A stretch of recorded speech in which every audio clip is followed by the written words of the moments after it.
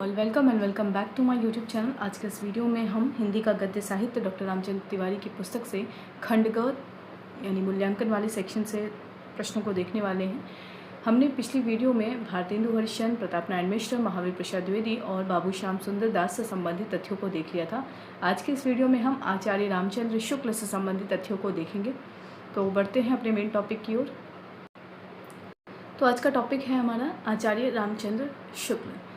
रामचंद्र शुक्ल से संबंधित हम प्रश्नों को भी देखेंगे और तथ्यों को भी देखेंगे। तो सबसे पहला प्रश्न जो यहाँ से बन रहा है वो है, आचार्य शुक्ल के अनुसार हिंदी गद्य साहित्य को परिष्कार के बाद किस चीज़ की सबसे अधिक आवश्यकता थी? तो इसका सही उत्तर होगा विशुद्धता और गंभीरता की सबसे अधिक आवश्यकता थी।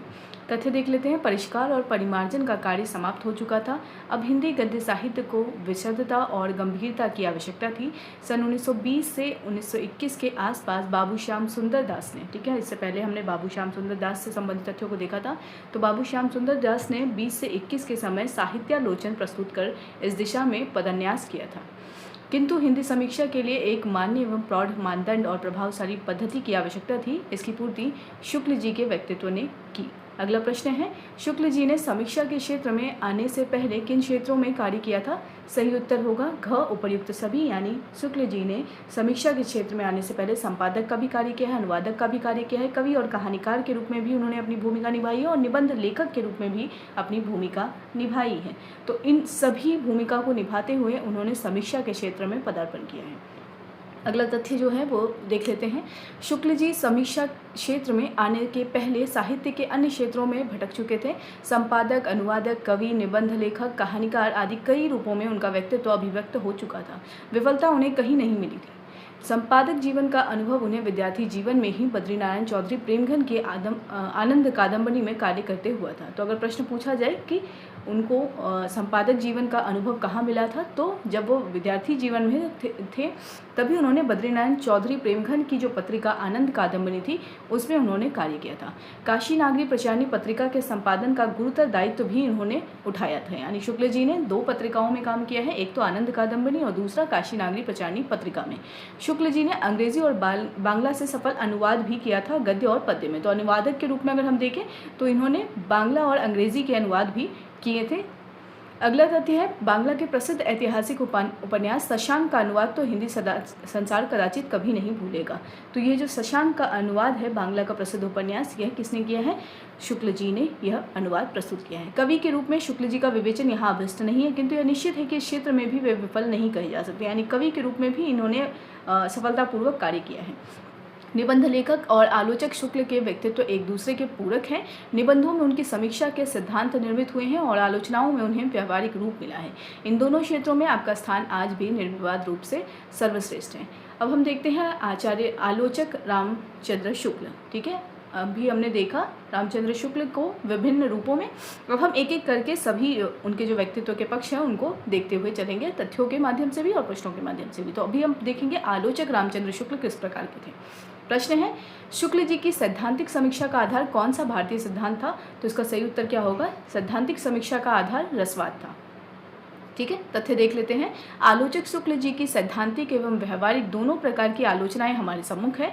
आपका सैद्धांतिक समीक्षा ग्रंथ रसमीमांसा रसचिंतन के क्षेत्र में स्वयं अपना प्रतिमान है। तो सैद्धांतिक समीक्षा ग्रंथ इनका कौन सा है? वह है रसमीमांसा, ठीक है। और किस आधार पर है? रसवाद के आधार पर है। अगला तथ्य है, आपकी व्यवहारिक आलोचना का प्रौढ़तम रूप तुलसी और जायसी ग्रंथावली की भूमिकाओं, भ्रमरगीत सार की भूमिका तथा हिंदी साहित्य का इतिहास में प्रकट हुआ है। तो अगर प्रश्न पूछा जाए समीक्षात्मक जो रूप है, सैद्धांतिक समीक्षा का जो रूप है वह किस ग्रंथ में निकला है? तो वह है रसमीमांसा। और व्यवहारिक आलोचना की बात होगी तो तुलसी और जायसी ग्रंथावली जब इन्होंने लिखा, और भ्रमरगीत सार का जो भूमिका लिख रहे हैं, और हिंदी साहित्य का इतिहास, इन चारों में इनकी व्यवहारिक आलोचना का उदाहरण आप देख सकते हैं, ठीक है। अगला तथ्य है, शुक्ल जी की समीक्षा का सैद्धांतिक आधार भारतीय रसवाद है। यही प्रश्न में पूछा गया था, सैद्धांतिक आधार क्या है? भारतीय रसवाद है। शुक्ल जी ने इसे सर्वथा पूर्ण मानदंड माना है। अगला तथ्य है, आपने जीवन की क्रियाभूमि काव्य काव्य की भाव भूमि और समीक्षा की विचार भूमि में अद्भुत सामंजस्य स्थापित किया है। आपके सिद्धांत जीवन से गृहीत हैं, काव्य में उनको परीक्षित किया गया है और अंततः विवेक की कसौटी पर कसकर उन्हें सिद्धांत रूप में उपस्थित किया गया है। समीक्षा का जो सिद्धांत इन तीनों में सामंजस्य नहीं ला सकता वह आपको मान्य नहीं है। सामंजस्य की यह पूर्णता भारतीय रसवाद में है, ऐसी आपकी मान्यता थी जो कभी बदली नहीं। आचार्य शुक्ल ने रसवाद को आध्यात्मिक भूमि से उतारकर वैज्ञानिक आधार पर प्रतिष्ठित किया है, उसे बौद्धिक चिंतन की दृष्टि से अधिक पूर्ण और विश्वसनीय बनाया है। रस के प्रवर्तक भावों का विशद, सूक्ष्म और गंभीर मनोवैज्ञानिक विवेचन किया है, उनको नए ढंग से परिभाषित और वर्गीकृत किया है। भारतीय और पाश्चात्य काव्य सिद्धांतों का अनुशीलन किया है और रस को काव्य की आत्मा स्वीकार करके समस्त मान्यताओं को या तो इसी के भीतर समाविष्ट किया है या अनुचित प्रमाणित किया है। अगला तथ्य है, वस्तुतः उन्होंने रस सिद्धांत को आधुनिक युग की आकांक्षा के अनुकूल परिभाषित करके पुनः प्रतिष्ठित किया है। उनके समीक्षा सिद्धांत एक प्रकार से रस सिद्धांत की व्याख्या के रूप में ही विकसित हुए हैं। शुक्ल जी ने सैद्धांतिक और व्यवहारिक दोनों ही प्रकार की समीक्षाओं के माध्यम से रस सिद्धांत की ही प्रतिष्ठा की है। उन्होंने सौंदर्यानुभूति पर विचार करते हुए उसे भी रसानुभूति के स्तर पर ही समझाने की चेष्टा की है। आचार्य शुक्ल के आलोचक रूप को समझाने के लिए उनके समीक्षा सिद्धांतों पर थोड़ा विस्तार से विचार करना होगा। अब हम यहाँ पे अगला जो टॉपिक देख रहे हैं वो आचार्य शुक्ल के समीक्षा सिद्धांत है। तो सबसे पहला जो पॉइंट है वो भी देख लेते हैं। आधुनिक हिंदी समीक्षा के विकास में आचार्य रामचंद्र शुक्ल का व्यक्तित्व अनेक दृष्टियों से अप्रतिम है। वे सच्चे अर्थों में एक पथिकृत आचार्य हैं। उच्च कोटि की समीक्षा के लिए विस्तृत अध्ययन, सूक्ष्मान्वेषण, बुद्धि और मर्मग्राहिनी प्रज्ञा अपेक्षित है। आचार्य शुक्ल के आलोचक व्यक्तित्व में उपरिक्त तीनों ही विशेषताओं का सामंजस्य लक्षित होता है। वे हिंदी के पहले आलोचक हैं जिन्होंने भारतीय काव्यशास्त्र की अतल गहराई में प्रवेश करके उसकी महत्ता, सारवत्ता, व्यापकता और उपयोगिता के प्रति पूर्ण विश्वास व्यक्त किया है। उन्होंने घोषित किया है कि शब्दशक्ति, रस और अलंकार ये विषय विभाग काव्य समीक्षा के लिए इतने उपयोगी हैं कि इनको अंतर्भूत करके संसार की नई पुरानी सब प्रकार की कविताओं की बहुत ही सूक्ष्म, मार्मिक और स्वच्छ आलोचना हो सकती है। तो काव्य में अभिव्यंजनावाद चिंतामणि भाग 2 में यह तथ्य उद्घाटित किया गया है। ठीक है, अगला उनका सिद्धांत था कि हमें अपनी दृष्टि से दूसरे देशों के साहित्य को देखना होगा, दूसरे देशों की दृष्टि से अपने साहित्य को नहीं। ठीक है, तो यह जो तथ्य है यह भी चिंतामणि भाग 2 में है और यह तथ्य भी शुक्ल जी का है। ठीक है, शुक्ल जी की ये सभी पंक्तियां हैं जिसे आपको याद रखना है। और काव्य में अभिव्यंजनावाद वाली पुस्तक में ये जो ऊपर वाला जो कथन है वो उद्धृत है और ये यहाँ से चिंतामणि भाग 2 से। ठीक है, तो ये दोनों कथन शुक्ल जी के हैं और आपको ये पुस्तक के साथ याद रखना है कि किस पुस्तक में यह उल्लेखित है। अगला तथ्य अपनी दृष्टि या भारतीय दृष्टि के सम्यक बोध के लिए उन्होंने नाट्यशास्त्र, काव्यदर्श, काव्यालंकार, अभिनव भारती, काव्य प्रकाश, ध्वन्यालोक, दशरूपक, काव्य मीमांसा, साहित्य दर्पण, रस तरंगिणी, रस गंगाधर आदि अनेक ग्रंथों का अनुशीलन किया था। उनका कहना था रस निरूपण पद्धति का आधुनिक मनोविज्ञान आदि की सहायता से खूब प्रसार और संस्कार करना पड़ेगा। इस पद्धति की नींव बहुत दूर तक डाली गई है। अगर यहाँ पे देखें तो यह तथ्य भी आपके लिए महत्वपूर्ण हो जाता है शुक्ल जी के कथन के रूप में। अगला तथ्य है, कहना ना होगा कि इस नींव की गहराई का अनुभव उन्होंने स्वयं भलीभांति किया था और आधुनिक मनोविज्ञान की सहायता से उसे व्यापक आधार पर प्रतिष्ठित करने की चेष्टा भी की थी। रस सिद्धांत के अतिरिक्त आचार्य शुक्ल ने रीति, अलंकार, ध्वनि, गुण, वक्रोक्ति और चित्त सिद्धांतों का अध्ययन भी किया था, किंतु काव्य में इनकी स्थिति उन्हें वहीं तक मान्य थी जहाँ तक ये रस के पोषक, उपकारक, आश्रित या रक्षक बनकर उपस्थित हुए हों। उनके अनुसार काव्य का आभ्यंतर स्वरूप या आत्मा भाव या रस है। रस मीमांसा में उन्होंने यह बात कही है। अलंकार उसके बाह्य स्वरूप है। रस मीमांसा में यह तथ्य उद्घाटित है। अगला तथ्य है, रीति केवल संघटना है, शरीर का अंग विन्यास है। तो यह जो बात है यह रस मीमांसा में उनका कथन है उद्धृत। रस और गुण का संबंध अन्वय व्यतिरेक संबंध है। ध्वनि भी काव्य की आत्मा नहीं है क्योंकि इसमें अतिव्याप्ति दोष है। तो रस मीमांसा में भी इन्होंने यह तथ्य उद्घाटित किया है। तो जितने भी कथन हैं वह शुक्ल जी के हैं और इनको आपको याद रखना है। अगला है, इसमें अलंकार ध्वनि और वस्तु ध्वनि भी आ जाती है। वक्रोक्ति भी काव्य में रसाश्रित होकर ही सार्थक होती है, स्वतंत्र रूप में नहीं। औचित्य रस का रक्षक है, उसकी अनुपस्थिति में रस रसाभास के स्तर पर पहुंच जाता है। इस प्रकार आचार्य शुक्ल की समीक्षा का आधार भारतीय रस सिद्धांत है।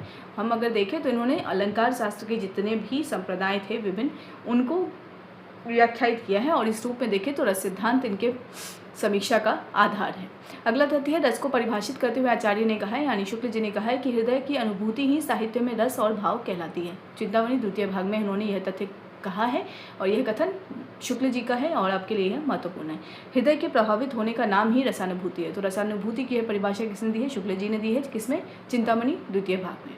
अगला तथ्य है और जो प्रश्न है वो है आत्मा की मुक्तावस्था ज्ञान दशा कहलाती है, उसी प्रकार हृदय की मुक्तावस्था क्या कहलाती है? हृदय की मुक्तावस्था कहलाती है रस दशा।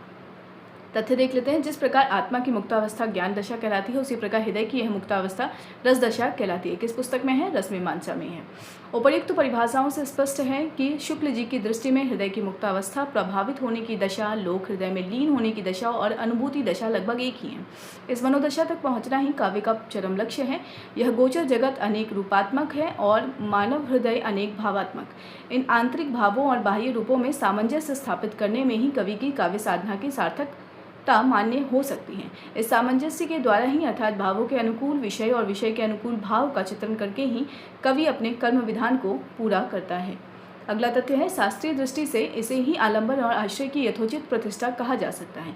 आश्रय तो कोई सहृदय मनुष्य ही हो सकता है, किंतु आलंबन रूप में हम मानव तथा मानवेतर समस्त चराचर का चित्रण कर सकते हैं। तात्पर्य यह है कि पहले तो कवि स्वयं इस अनेक रूपात्मक जगत के, जिसमें मानव और मानवेतर प्रकृति दोनों ही आती है, मार्मिक तथ्यों में अपने हृदय को लीन करता हुआ अनुभूति ग्रहण करता है और फिर कल्पना द्वारा अपनी उस अनुभूति को व्यक्त करता है। अगला तथ्य है यह अभिव्यक्ति तीन प्रकार से हो सकती है। एक, जहां आलंबन मात्र का विशद वर्णन किया जाए। दूसरा, जहां आलंबन उपेक्षित हो और कवि केवल भाव व्यंजना में ही लीन हो। आचार्य शुक्ल इसे भाव प्रदर्शक काव्य कहते हैं और आधुनिक गीत मुक्तकों को इसी कोटि में रखते हैं। और तीसरा है जहां आश्रय, आलंबन, उद्दीपन, अनुभाव और संचारी भाव सभी चित्रित हों। तो यहाँ पे ये जो तीनों हैं वो अभिव्यक्ति के तीन प्रकार शुक्ल जी के अनुसार हैं। ठीक है। अगला तथ्य है आचार्य शुक्ल ने आश्रय, आलंबन, उद्दीपन इन तीनों को ही विभाव के अंतर्गत रखा है। ठीक है। विभाव के अंतर्गत क्या रखा है आचार्य शुक्ल ने? आश्रय, आलंबन और उद्दीपन को। अनुभाव आश्रय की चेष्टाएं हैं। उन्होंने इस विभाव पक्ष को काव्य में सर्वाधिक महत्वपूर्ण माना है क्योंकि रस का आधार खड़ा करने वाला तत्व यही है। वे तो यहाँ तक कहते हैं कि मैं आलंबन मात्र के विशद वर्णन को श्रोता में रसानुभव यानी भावानुभव से ही उत्पन्न करने में पूर्ण समर्थ मानता हूँ। यह तथ्य भी चिंतामणि भाग 2 में है और यह कथन शुक्ल जी का कथन है। ठीक है। अगला प्रश्न है शुक्ल जी ने रस के परिपाक के लिए सबसे महत्वपूर्ण किसे माना है? तो शुक्ल जी ने माना है विभाव विधान यानी विशेषकर आलंबन को। तथ्य देख लेते हैं। आचार्य शुक्ल की दृष्टि में विभाव, अनुभाव और संचारी भाव की एकत्र स्थिति होने पर भी रस परिपाक होना आवश्यक नहीं है। अगला तथ्य है कभी कभी इनको एकत्र करके रस की शर्त पूरी की जाती है। इस परिपाक के लिए मूल वस्तु है विभाव विधान। इसमें कवि को पूरी सतर्कता बरतनी चाहिए। विभाव में आलंबन प्रधान वस्तु है। आलंबन का लोकधर्मी होना नितांत आवश्यक है। अगला तथ्य है उदाहरण के लिए वीर रस की निष्पत्ति के लिए आलंबन रूप में ऐसे वीर पुरुष का चित्रण करना अधिक उचित होगा जिसकी वीरता लोक विश्रुत एवं लोक समर्थित हो। इसी प्रकार रौद्र रस के वर्णन में आलंबन का चित्रण इस रूप में होना चाहिए कि वह मनुष्य मात्र के क्रोध का पात्र हो सके। अगला तथ्य है आलंबन के लोकधर्मी होने पर ही विभाव विधान की पूर्णता मानी जा सकती है। विभाव विधान की महत्ता और आलंबन के लोकधर्मी स्वरूप की अनिवार्यता पर बल देते हुए भी आचार्य ने पूर्ण रस व्यंजना के लिए कवि, आलंबन तथा सहृदय तीनों की अनुभूति एकता को आवश्यक माना है। अगला तथ्य है वे कहते हैं जहाँ आचार्यों ने पूर्ण रस माना है वहाँ तीन हृदयों का समन्वय चाहिए। आलंबन द्वारा भाव की अनुभूति प्रथम तो कवि में चाहिए, फिर उसके वर्णित पात्र में और फिर श्रोता या पाठक में। विभाव द्वारा जो साधारणीकरण कहा गया है वह तभी चरितार्थ हो सकता है। रसमीमांसा में शुक्ल जी का यह कथन है और यह आपके लिए महत्वपूर्ण हो जाता है। जो लोग यह समझते हैं कि आचार्य शुक्ल ने केवल आलंबन तत्व धर्म के साधारणीकरण की बात कहकर कवि और पाठकों की पक्ष की उपेक्षा की है, उनके लिए यह उपर्युक्त कथन पर ध्यान देना चाहिए। यानी शुक्ल जी का वो कथन है ना कि साधारणीकरण आलंबन तत्व धर्म का होता है, तो उसके संबंध में यहाँ पे बात ये है कि सिर्फ और सिर्फ आलंबन तत्व की बात नहीं कर रहे हैं, वो विभाव की भी बात कर रहे हैं, अनुभाव की भी बात कर रहे हैं और जो श्रोता या जो पाठक है उसकी भी चर्चाएँ यहाँ पर की जा रही हैं। ठीक है। अगला तथ्य है आलंबन के लोकधर्मी स्वरूप पर बल देने का कारण यह था कि आचार्य शुक्ल उसे ही कवि हृदय में अनुभूति का उद्रेक करने वाला तत्व मानते हैं। ठीक है। तो आलंबन के लोकधर्मी स्वरूप पर बल देने का कारण क्या था? कि कवि को यानी शुक्ल जी को यह लगता है कि कवि के हृदय में अनुभूति का उद्रेक करने वाला तत्व कौन सा है? आलंबन तत्व धर्म है। अगला तथ्य है तुलसी के हृदय में राम भक्ति का उद्रेक सीतापति के यानी राम के शील स्वभाव को देख सुनकर ही हुआ था। वे चाहते थे कि सबसे हृदय में वैसे सबके हृदय में वैसी ही अनुभूति हो। आदि कवि वाल्मीकि ने भी नारद द्वारा इक्ष्वाकु कुलोद्भव राम की लोक विश्रुत गाथा सुनकर और उससे अभिभूत होकर ही रामायण में उनके लोक धर्मी चरित्र की अवतारणा की थी। कवि भूषण के चित्त को काव्याभिमुख करने वाला प्रेरक तत्व शिव चरित्र ही था।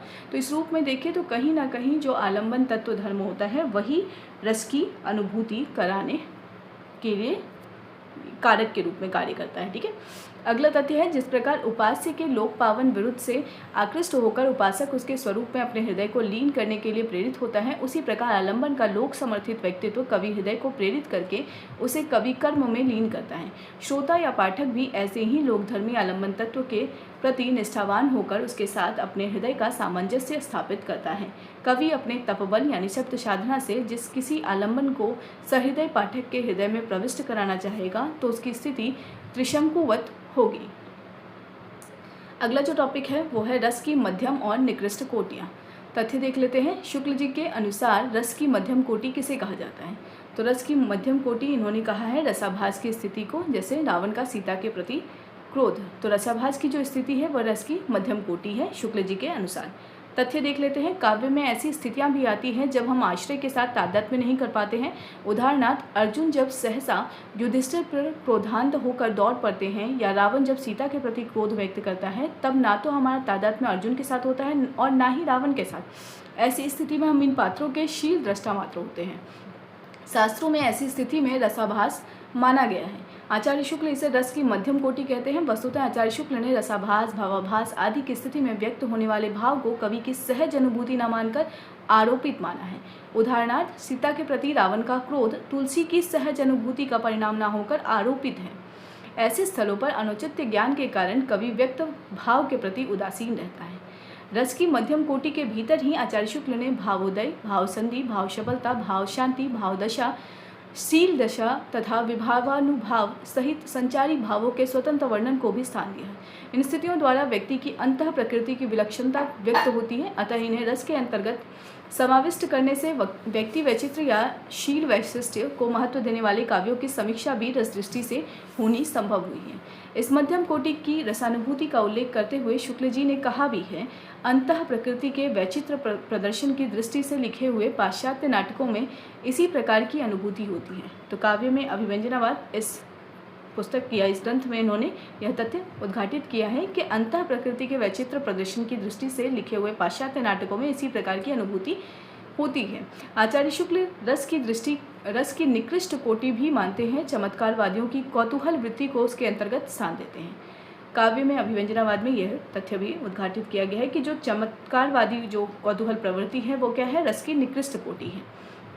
रस की इन तीन कोटियों की स्थापना आचार्य शुक्ल को कदाचित इसलिए करनी पड़ी कि वे सभी प्रकार के काव्यों की समीक्षा रस दृष्टि के आधार पर करना चाहते थे। रस की मध्यम कोटि की स्थापना शील वैचित्र प्रधान काव्यों एवं नाटकों की समीक्षा के लिए और निकृष्ट कोटि की स्थापना चमत्कार प्रधान काव्यों की समीक्षा के लिए, और इन दोनों कोटियों की प्रेरणा भी आचार्य को प्राचीन मुनियों की काव्य मीमांसा से ही मिली थी।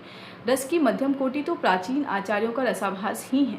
निकृष्ट कोटि की प्रेरणा के मूल में संभवतः प्राचीनों की अधम काव्य संबंधी धारणा है। तो मध्यम कोटि और निकृष्ट कोटि का जो काव्य है उसके संबंध में शुक्ल जी का यह मंतव्य था।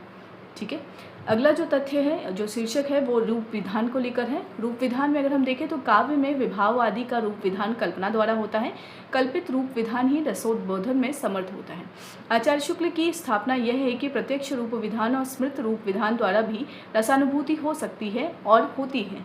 प्रत्यक्ष रूप विधान के संबंध में आचार्य शुक्ल का कहना है कि जिस प्रकार काव्य में वर्णित आलंबनों के कल्पना में उपस्थित होने पर साधारणीकरण होता है, उसी प्रकार भावों के कुछ आलंबनों के प्रत्यक्ष सामने आने पर भी उन आलंबनों के संबंध में लोक के साथ या कम से कम सहृदयों के साथ हमारा तादात्म्य रहता है। रसमीमांसा के संदर्भ में यह बात कही गई है प्रत्यक्ष रूप विधान के संदर्भ में। अपनी मान्यता की पुष्टि में शुक्ल जी ने लोक कल्याणकारी विकट कर्म के प्रति व्यक्त उत्साह, लोक पीड़क के प्रति व्यक्त क्रोध, पर पीड़ा देखकर जगने वाली करुणा तथा प्राकृतिक दृश्यों को देखकर उद्बुद्ध होने वाली मधुर भावना की रसात्मकता की ओर ध्यान आकृष्ट किया है। उनकी दृष्टि में रसानुभूति प्रत्यक्ष या वास्तविक अनुभूति से सर्वथा पृथक कोई अंतर्वृत्ति नहीं है, बल्कि उसी का एक उदात्त और अवदात्त स्वरूप है। रसमीमांसा में यह तथ्य उद्घाटित है। इसी प्रकार आचार्य शुक्ल अतीत में वास्तविक रूप में घटित वृत्तों और व्यापारों के स्मृति को भी रसात्मक मानते हैं। उनके अनुसार रति, ह्रास और करुणा से संबंध स्मरण रसात्मक बोध उत्पन्न करने की शक्ति रखता है। प्रिय का स्मरण, बाल्यकाल या यौवन काल के अतीत जीवन का स्मरण, प्रवास में स्वदेश के स्थलों का स्मरण ऐसा ही होता है। रसमीमांसा में यह तथ्य उद्घाटित है। प्रत्यभिज्ञान या प्रत्यक्ष मिश्रित स्मरण तथा इतिहास एवं शुद्ध अनुमानाधृत स्मरण भी रसात्मक होता है। यह स्मृत रूप विधान तो एक प्रकार से कल्पित रूप विधान ही है, अतः उसके रसात्मक होने की बात मान्य हो सकती है, किंतु प्रत्यक्ष रूप विधान में हृदय का सर्वथा मुक्त होना और सत्व का उद्दीप्त होना सहज संभाव्य नहीं है। अगला तथ्य, रसानुभूति को प्रत्यक्षानुभूति से नितांत भिन्न न मानने के कारण आचार्य शुक्ल रसानंद को सुख दुखात्मक कोटि का ही मानते हैं। उनके अनुसार मनोमय कोश ही प्रकृत भाग काव्य भूमि है। काव्य में रहस्यवाद में पुस्तक में यह तथ्य उन्होंने उद्घाटित किया है। अगला जो तथ्य है वो है बाह्यकरण, अर्थात 5 ज्ञानेंद्रियों और मन को ही मनोमय कोश कहा जाता है। आनंदमय कोश की अनुभूति न होने के कारण ही काव्यानुभूति लोकोत्तर नहीं है। फिर भी लोक की अनुभूति के समय सदैव हमारा हृदय अपने व्यक्तिगत योगक्षेम की भावना से मुक्त नहीं होता, जबकि रसानुभूति या काव्यानुभूति काल में वह मुक्त होता है। इसलिए काव्यानुभूति सुख दुख की भावना से परे मानसिक आनंद का विधान करने वाली होती है। अगला शीर्षक है सौंदर्यानुभूति। पहला तथ्य है, आचार्य शुक्ल ने सौंदर्यानुभूति को भी रसानुभूति के स्तर पर ही देखा परखा है। उनका कहना है, कुछ रूप रंग की वस्तुएं ऐसी होती हैं जो हमारे मन में आते ही थोड़ी देर के लिए हमारी सत्ता पर ऐसा अधिकार कर लेती हैं कि उसका ज्ञान ही हवा हो जाता है और हम उन वस्तुओं की भावना के रूप में ही परिणत हो जाते हैं। हमारी अंतःसत्ता की यही तदाकार परिणति सौंदर्य की अनुभूति है। चिंतामणि भाग 1 में यह तदाकार परिणति ही रसमग्नता है। अगला तथ्य है, आचार्य शुक्ल लोक की सामान्य भूमि और सामान्य हृदय की स्थिति की भांति ही सौंदर्य के सामान्य आदर्श की स्थिति भी मानते हैं। इस प्रकार उसे आत्यंतिक वस्तुनिष्ठता और आत्यंतिक व्यक्तिनिष्ठता के बीच लोग सामान्य धरातल पर प्रतिष्ठित करते हैं। सौंदर्यानुभूति को वे मंगल विधायिनी मानते हैं। उनके अनुसार तुलसी और सूर्य ऐसे सगुणोपासक भक्त राम और कृष्ण की सौंदर्य भावना में मग्न होकर ऐसी मंगल दशा का अनुभव कर गए हैं जिसके सामने कैवल्य या मुक्ति की कामना का कहीं पता नहीं लगता। चिंतामणि प्रथम भाग में। अगला तथ्य है, रूपाकृति के सौंदर्य के साथ ही वे कर्म और मनोवृत्ति के सौंदर्य या शील सौंदर्य की मार्मिकता की चर्चा भी करते हैं। सौंदर्य भावना की सर्वांग पूर्णता के लिए वे मानव की रूप विभूति तथा शील सौंदर्य के साथ ही वातावरण के सौंदर्य विधान को भी आवश्यक मानते हैं। अभिव्यक्ति के क्षेत्र में आचार्य शुक्ल गत्यात्मक सौंदर्य की स्थिति ही स्वीकार करते हैं। सौंदर्य और मंगल उनकी दृष्टि में पर्याय हैं। यह भी चिंतामणि द्वितीय भाग में उद्धृत है। ठीक है। अगला तथ्य है, ब्रह्म की व्यक्त सत्ता अर्थात जगत के सुंदर और असुंदर या मंगल और अमंगल द्वंद्व नित्य और अनिवार्य हैं। सृजन, प्रफुल्लता, हास विलास, रक्षा, रंजन आदि सौंदर्य पक्ष की वस्तुएं हैं और विरूपता, क्लेश, द्वंस आदि असुंदर पक्ष की। इन दोनों के द्वंद्व में ही सौंदर्य की वास्तविक अभिव्यक्ति होती है। अत्याचार, क्रंदन, पीड़न आदि की विरूप और अमंगलमयी छाया को हटाकर ही ब्रह्म की सत्ता वास्तविक सौंदर्य का प्रकाश करती है। अगला तथ्य है, आचार्य के शब्दों में लोक में फैली दुख की छाया को हटाने में ब्रह्म की आनंद कला जो शक्तिमय रूप धारण करती है, उसकी भीषणता में भी अद्भुत मनोहरता, कटुता में भी अपूर्व मधुरता, प्रचंडता में भी गहरी आर्द्रता साथ लगी रहती है। विरुद्धों का यही सामंजस्य कर्म क्षेत्र का सौंदर्य है। चिंतामणि प्रथम भाग पृष्ठ संख्या 216 में यह उद्धृत है। असौंदर्य के आवरण को हटाकर सौंदर्य की प्रतिष्ठा ही आनंद की साधना अवस्था है। ठीक है। तो इससे संबंधित कई बार आपको पारिभाषिक शब्दावली में इस तरीके के प्रश्न पूछे जा सकते हैं, वहाँ आप इसके लिए उत्तर तैयार कर सकते हैं इस पुस्तक के मदद से। ठीक है। अगला जो प्रश्न है वो है, शुक्ल जी ने आनंद की साधनावस्था का काव्य किसे माना है? तो सही उत्तर क्या होगा? आनंद की साधनावस्था का काव्य माना है रामायण और महाभारत को। तथ्य देख लेते हैं। आनंद की सिद्धावस्था एक प्रकार की निष्क्रियता या गतिहीनता की अवस्था है। गत्यात्मकता के अभाव में वास्तविक सौंदर्य की स्थिति मान्य नहीं हो सकती।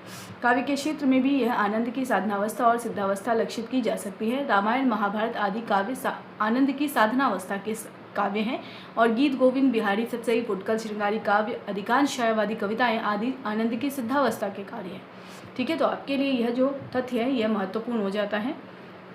ठीक है। कौन से सिद्धावस्था के काव्य हैं और कौन से साधनावस्था के काव्य हैं। ठीक है।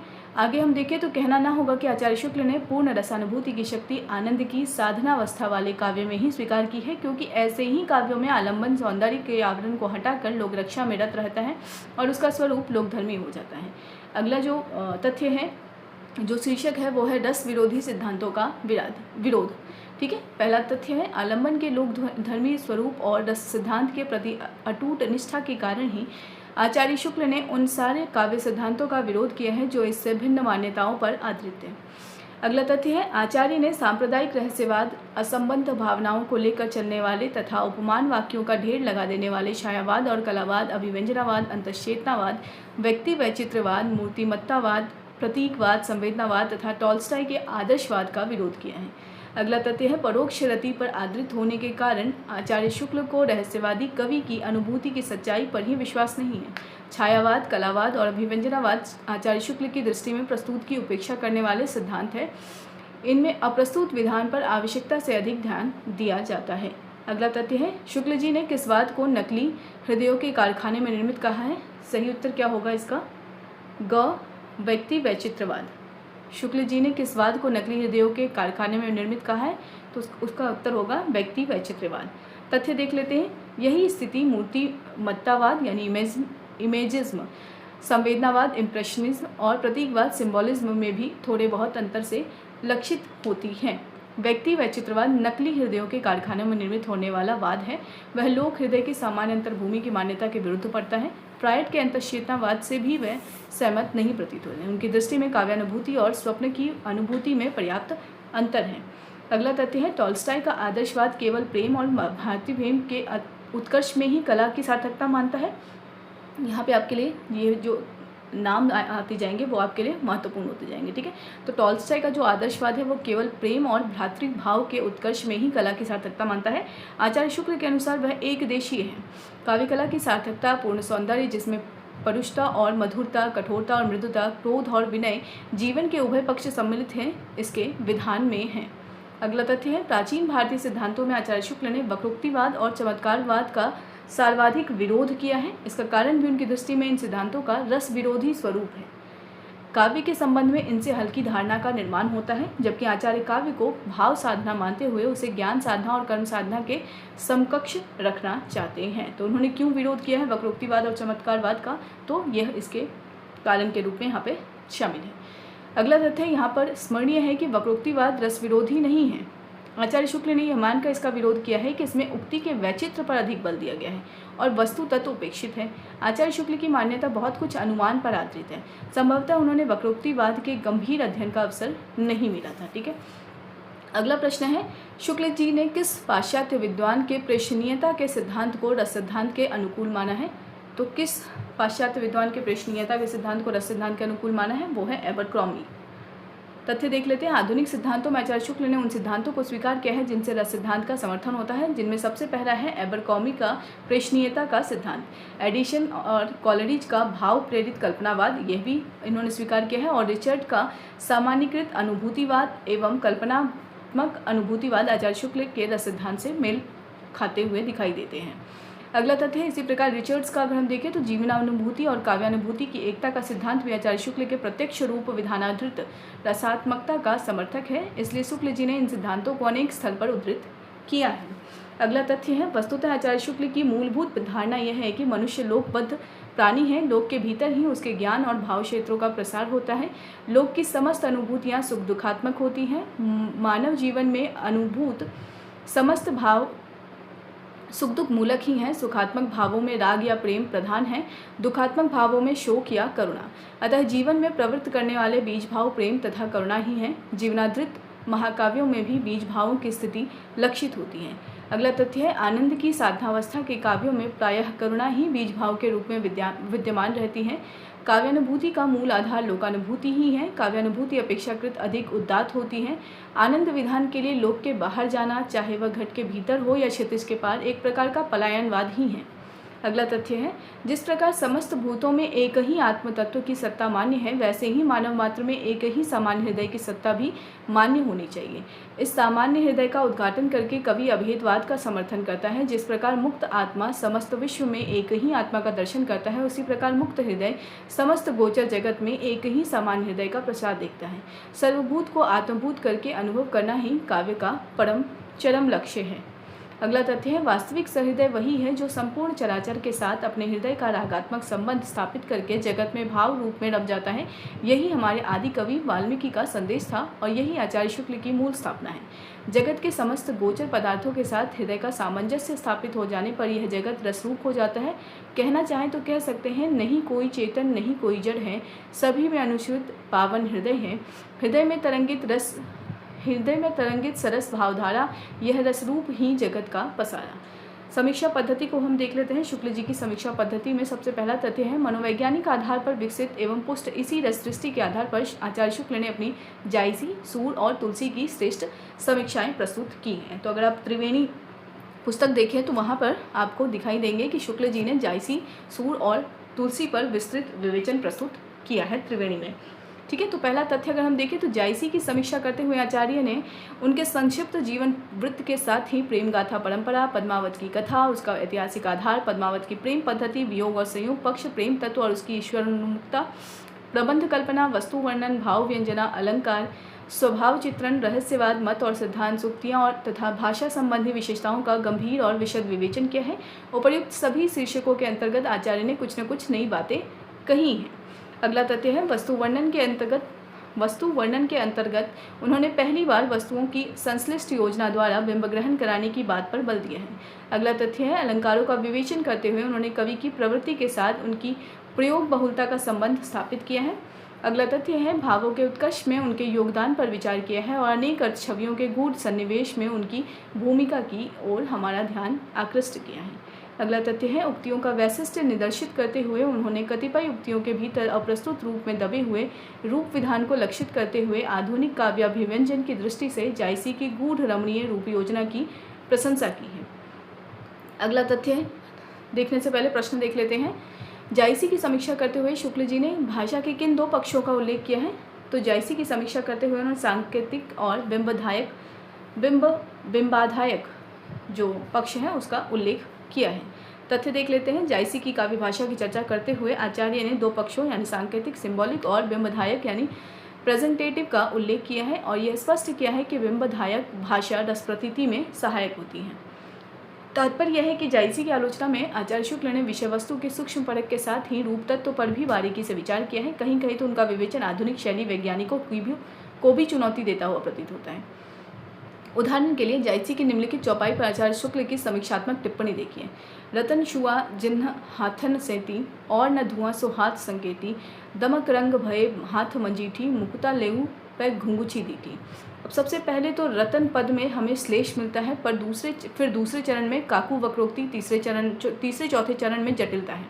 उस रत्न के स्पर्श से मेरे हाथ लाल हुए हैं, इसका विचार यदि हम गुण की दृष्टि से करते हैं तो तद्गुण अलंकार ठहरता है। फिर जब हम यह विचार करते हैं कि पद्मिनी के हाथ तो स्वभावतः लाल हैं यानी उनमें लाली का आरोप नहीं है, तब हमें रत्न स्पर्श रूप हेतु का आरोप करके हेतु उत्प्रेक्षा कहनी पड़ती है। अतः यहाँ इन दोनों अलंकारों का संदेह संकट हुआ है। चौथे चरण में तद्गुण अलंकार स्पष्ट है। यह अलंकार निर्णय भी हमें व्यंग अर्थ तक नहीं पहुँचाता। अतः हम लक्षणा से मुक्ता का अर्थ लेते हैं बहुमूल्य वस्तु और घुंगुची का अर्थ लेते हैं तुच्छ वस्तु। ठीक है, मुक्ता से हम क्या लेंगे कि वो बहुमूल्य वस्तु है और घुंगुची से हम लेंगे तुच्छ वस्तु। इस प्रकार इस व्यंग अर्थ पर पहुंचते हैं कि रत्नसेन के सामने मुझे संसार की उत्तम से उत्तम वस्तु तुच्छ से तुच्छ वस्तु दिखाई पड़ती हैं। उत्तम से उत्तम जो वस्तु है वो तुच्छ दिखाई दे रही है रत्नसेन के सामने। संसार की जितनी भी उच्चतम वस्तु है वो रत्नसेन के सामने सब कुछ तुच्छ दिखाई दे रही है। तो ऐसा यहाँ पे वर्णन मिलता है। जायसी ग्रंथावली की भूमिका में यह जो विवेचन है वो दिया गया है। इस प्रकार का विवेचन काव्य पाठ के गहन अध्ययन से ही संभव है। भावों का विवेचन करते हुए आचार्य ने मात्र उनकी शास्त्रीय स्थिति का ही उल्लेख नहीं किया वरन उनके उत्कर्ष, उनकी व्याप्ति तथा मानव चरित्र के साथ उनके संश्लिष्ट संबंध का भी विवेचन किया। उन्होंने एक ही भाव के दो पात्रों में स्थितिगत वैशिष्ट्य को भी लक्षित किया है और मिलते जुलते भावों से उसकी तुलना भी की है। प्रेम प्रधान काव्य होने के कारण पद्मावत में निरूपित प्रेम के स्वरूप पर आचार्य ने विस्तार पूर्वक विचार किया है और संस्कृत के महाकाव्यों तथा अरबी फारसी की प्रेम कथाओं से उसका पार्थक्य स्पष्ट किया है। उन्होंने निष्कर्ष देते हुए कहा है कि जायसी एकांतिक प्रेम की गूढ़ता और गंभीरता के बीच बीच में जीवन के और अंगों के साथ भी उस प्रेम के संपर्क का स्वरूप कुछ दिखाते गए हैं। इससे उनकी प्रेम गाथा पारिवारिक और सामाजिक जीवन से विच्छिन्न होने से बच गई है। अगला तथ्य है। प्रश्न है, शुक्ल जी ने प्रबंध रचना की दृष्टि से तुलसीदास के बाद दूसरा स्थान किसे दिया है? तो तुलसीदास के बाद दूसरा स्थान दिया है जायसी को।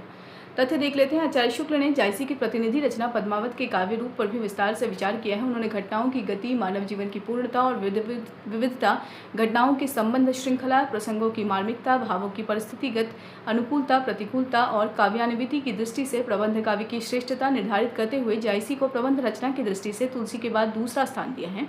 उन्होंने यह भी स्पष्ट किया है कि पद्मावत अन्योक्तिमूलक काव्य नहीं है। घटनाक्रम के बीच बीच में प्रस्तुत के साथ अप्रस्तुत की व्यंजना के कारण इसे समासोक्तिमूलक काव्य कहा जा सकता है। तात्पर्य यह है कि जायसी के काव्य की व्यावहारिक समीक्षा के साथ आचार्य शुक्ल ने पहली बार विषय वस्तु और रूप तत्व दोनों को समुचित महत्व देते हुए हिंदी की व्यवस्थित समीक्षा पद्धति का आदर्श उपस्थित किया है। अगला तथ्य है, आचार्य शुक्ल ने गोस्वामी तुलसीदास की आलोचना करते हुए आलोचना की उसी पद्धति का प्रयोग किया है जिसका आदर्श रूप वे जायसी की विस्तृत समीक्षा करते हुए उपस्थित कर चुके थे। अगला तथ्य है, उन्होंने तुलसी की भक्ति का स्वरूप स्पष्ट करते हुए उनकी लोक धर्मिता, मर्यादा प्रियता और शील साधना का विस्तार से विवेचन किया है। उन्होंने यह प्रमाणित किया है कि तुलसी की भक्ति शास्त्रानुमोदित है, लोक धर्म के माधुर्य को प्रतिष्ठित करने वाली है। वह संसार में व्याप्त दुख, अनास्था और निराशा को दूर करके आशा का संचार और मंगल का विधान करने वाली है। वह राम के शील के असाधारण उत्कर्ष पर आधारित है, इसलिए वह सदाचार को महत्व देकर लोक कल्याण का मार्ग प्रशस्त करती है। राम के स्वरूप में शील के साथ लोकोत्तर सौंदर्य और शक्ति हैं, इसलिए वे लोकचित्त को सहज ही आकृष्ट करते हैं और आचरण के द्वारा लोक मंगल का विधान करते हुए मनुष्य की पूर्णता के प्रति हमें आश्वस्त करते हैं। अगला प्रश्न है, शुक्ल जी के अनुसार उत्साह का वास्तविक आलंबन क्या होता है? सही उत्तर क्या होगा? विकट या दुष्कर कर्म। तथ्य देख लेते हैं। तुलसी की भावुकता की विस्तृत चर्चा करते हुए आचार्य शुक्ल ने प्रतिपादित किया है कि रामचरितमानस में उन्होंने प्रत्येक मानव स्थिति में अपने को डालकर उसके अनुरूप भाव का अनुभव किया है। इससे तुलसी के हृदय की विशालता, भाव प्रसार की शक्ति और मर्मस्पर्शी स्वरूपों की उद्भावना की क्षमता प्रकट होती है। उनके भाव चित्र में पर्याप्त गहराई है। उन्होंने छोटे छोटे ऐसे संचारी भाव की स्वतंत्र व्यंजना की है जिनकी ओर अन्य कवियों का ध्यान ही नहीं गया है। इससे यह प्रकट होता है कि उन्हें मानवीय प्रकृति का सूक्ष्म ज्ञान था।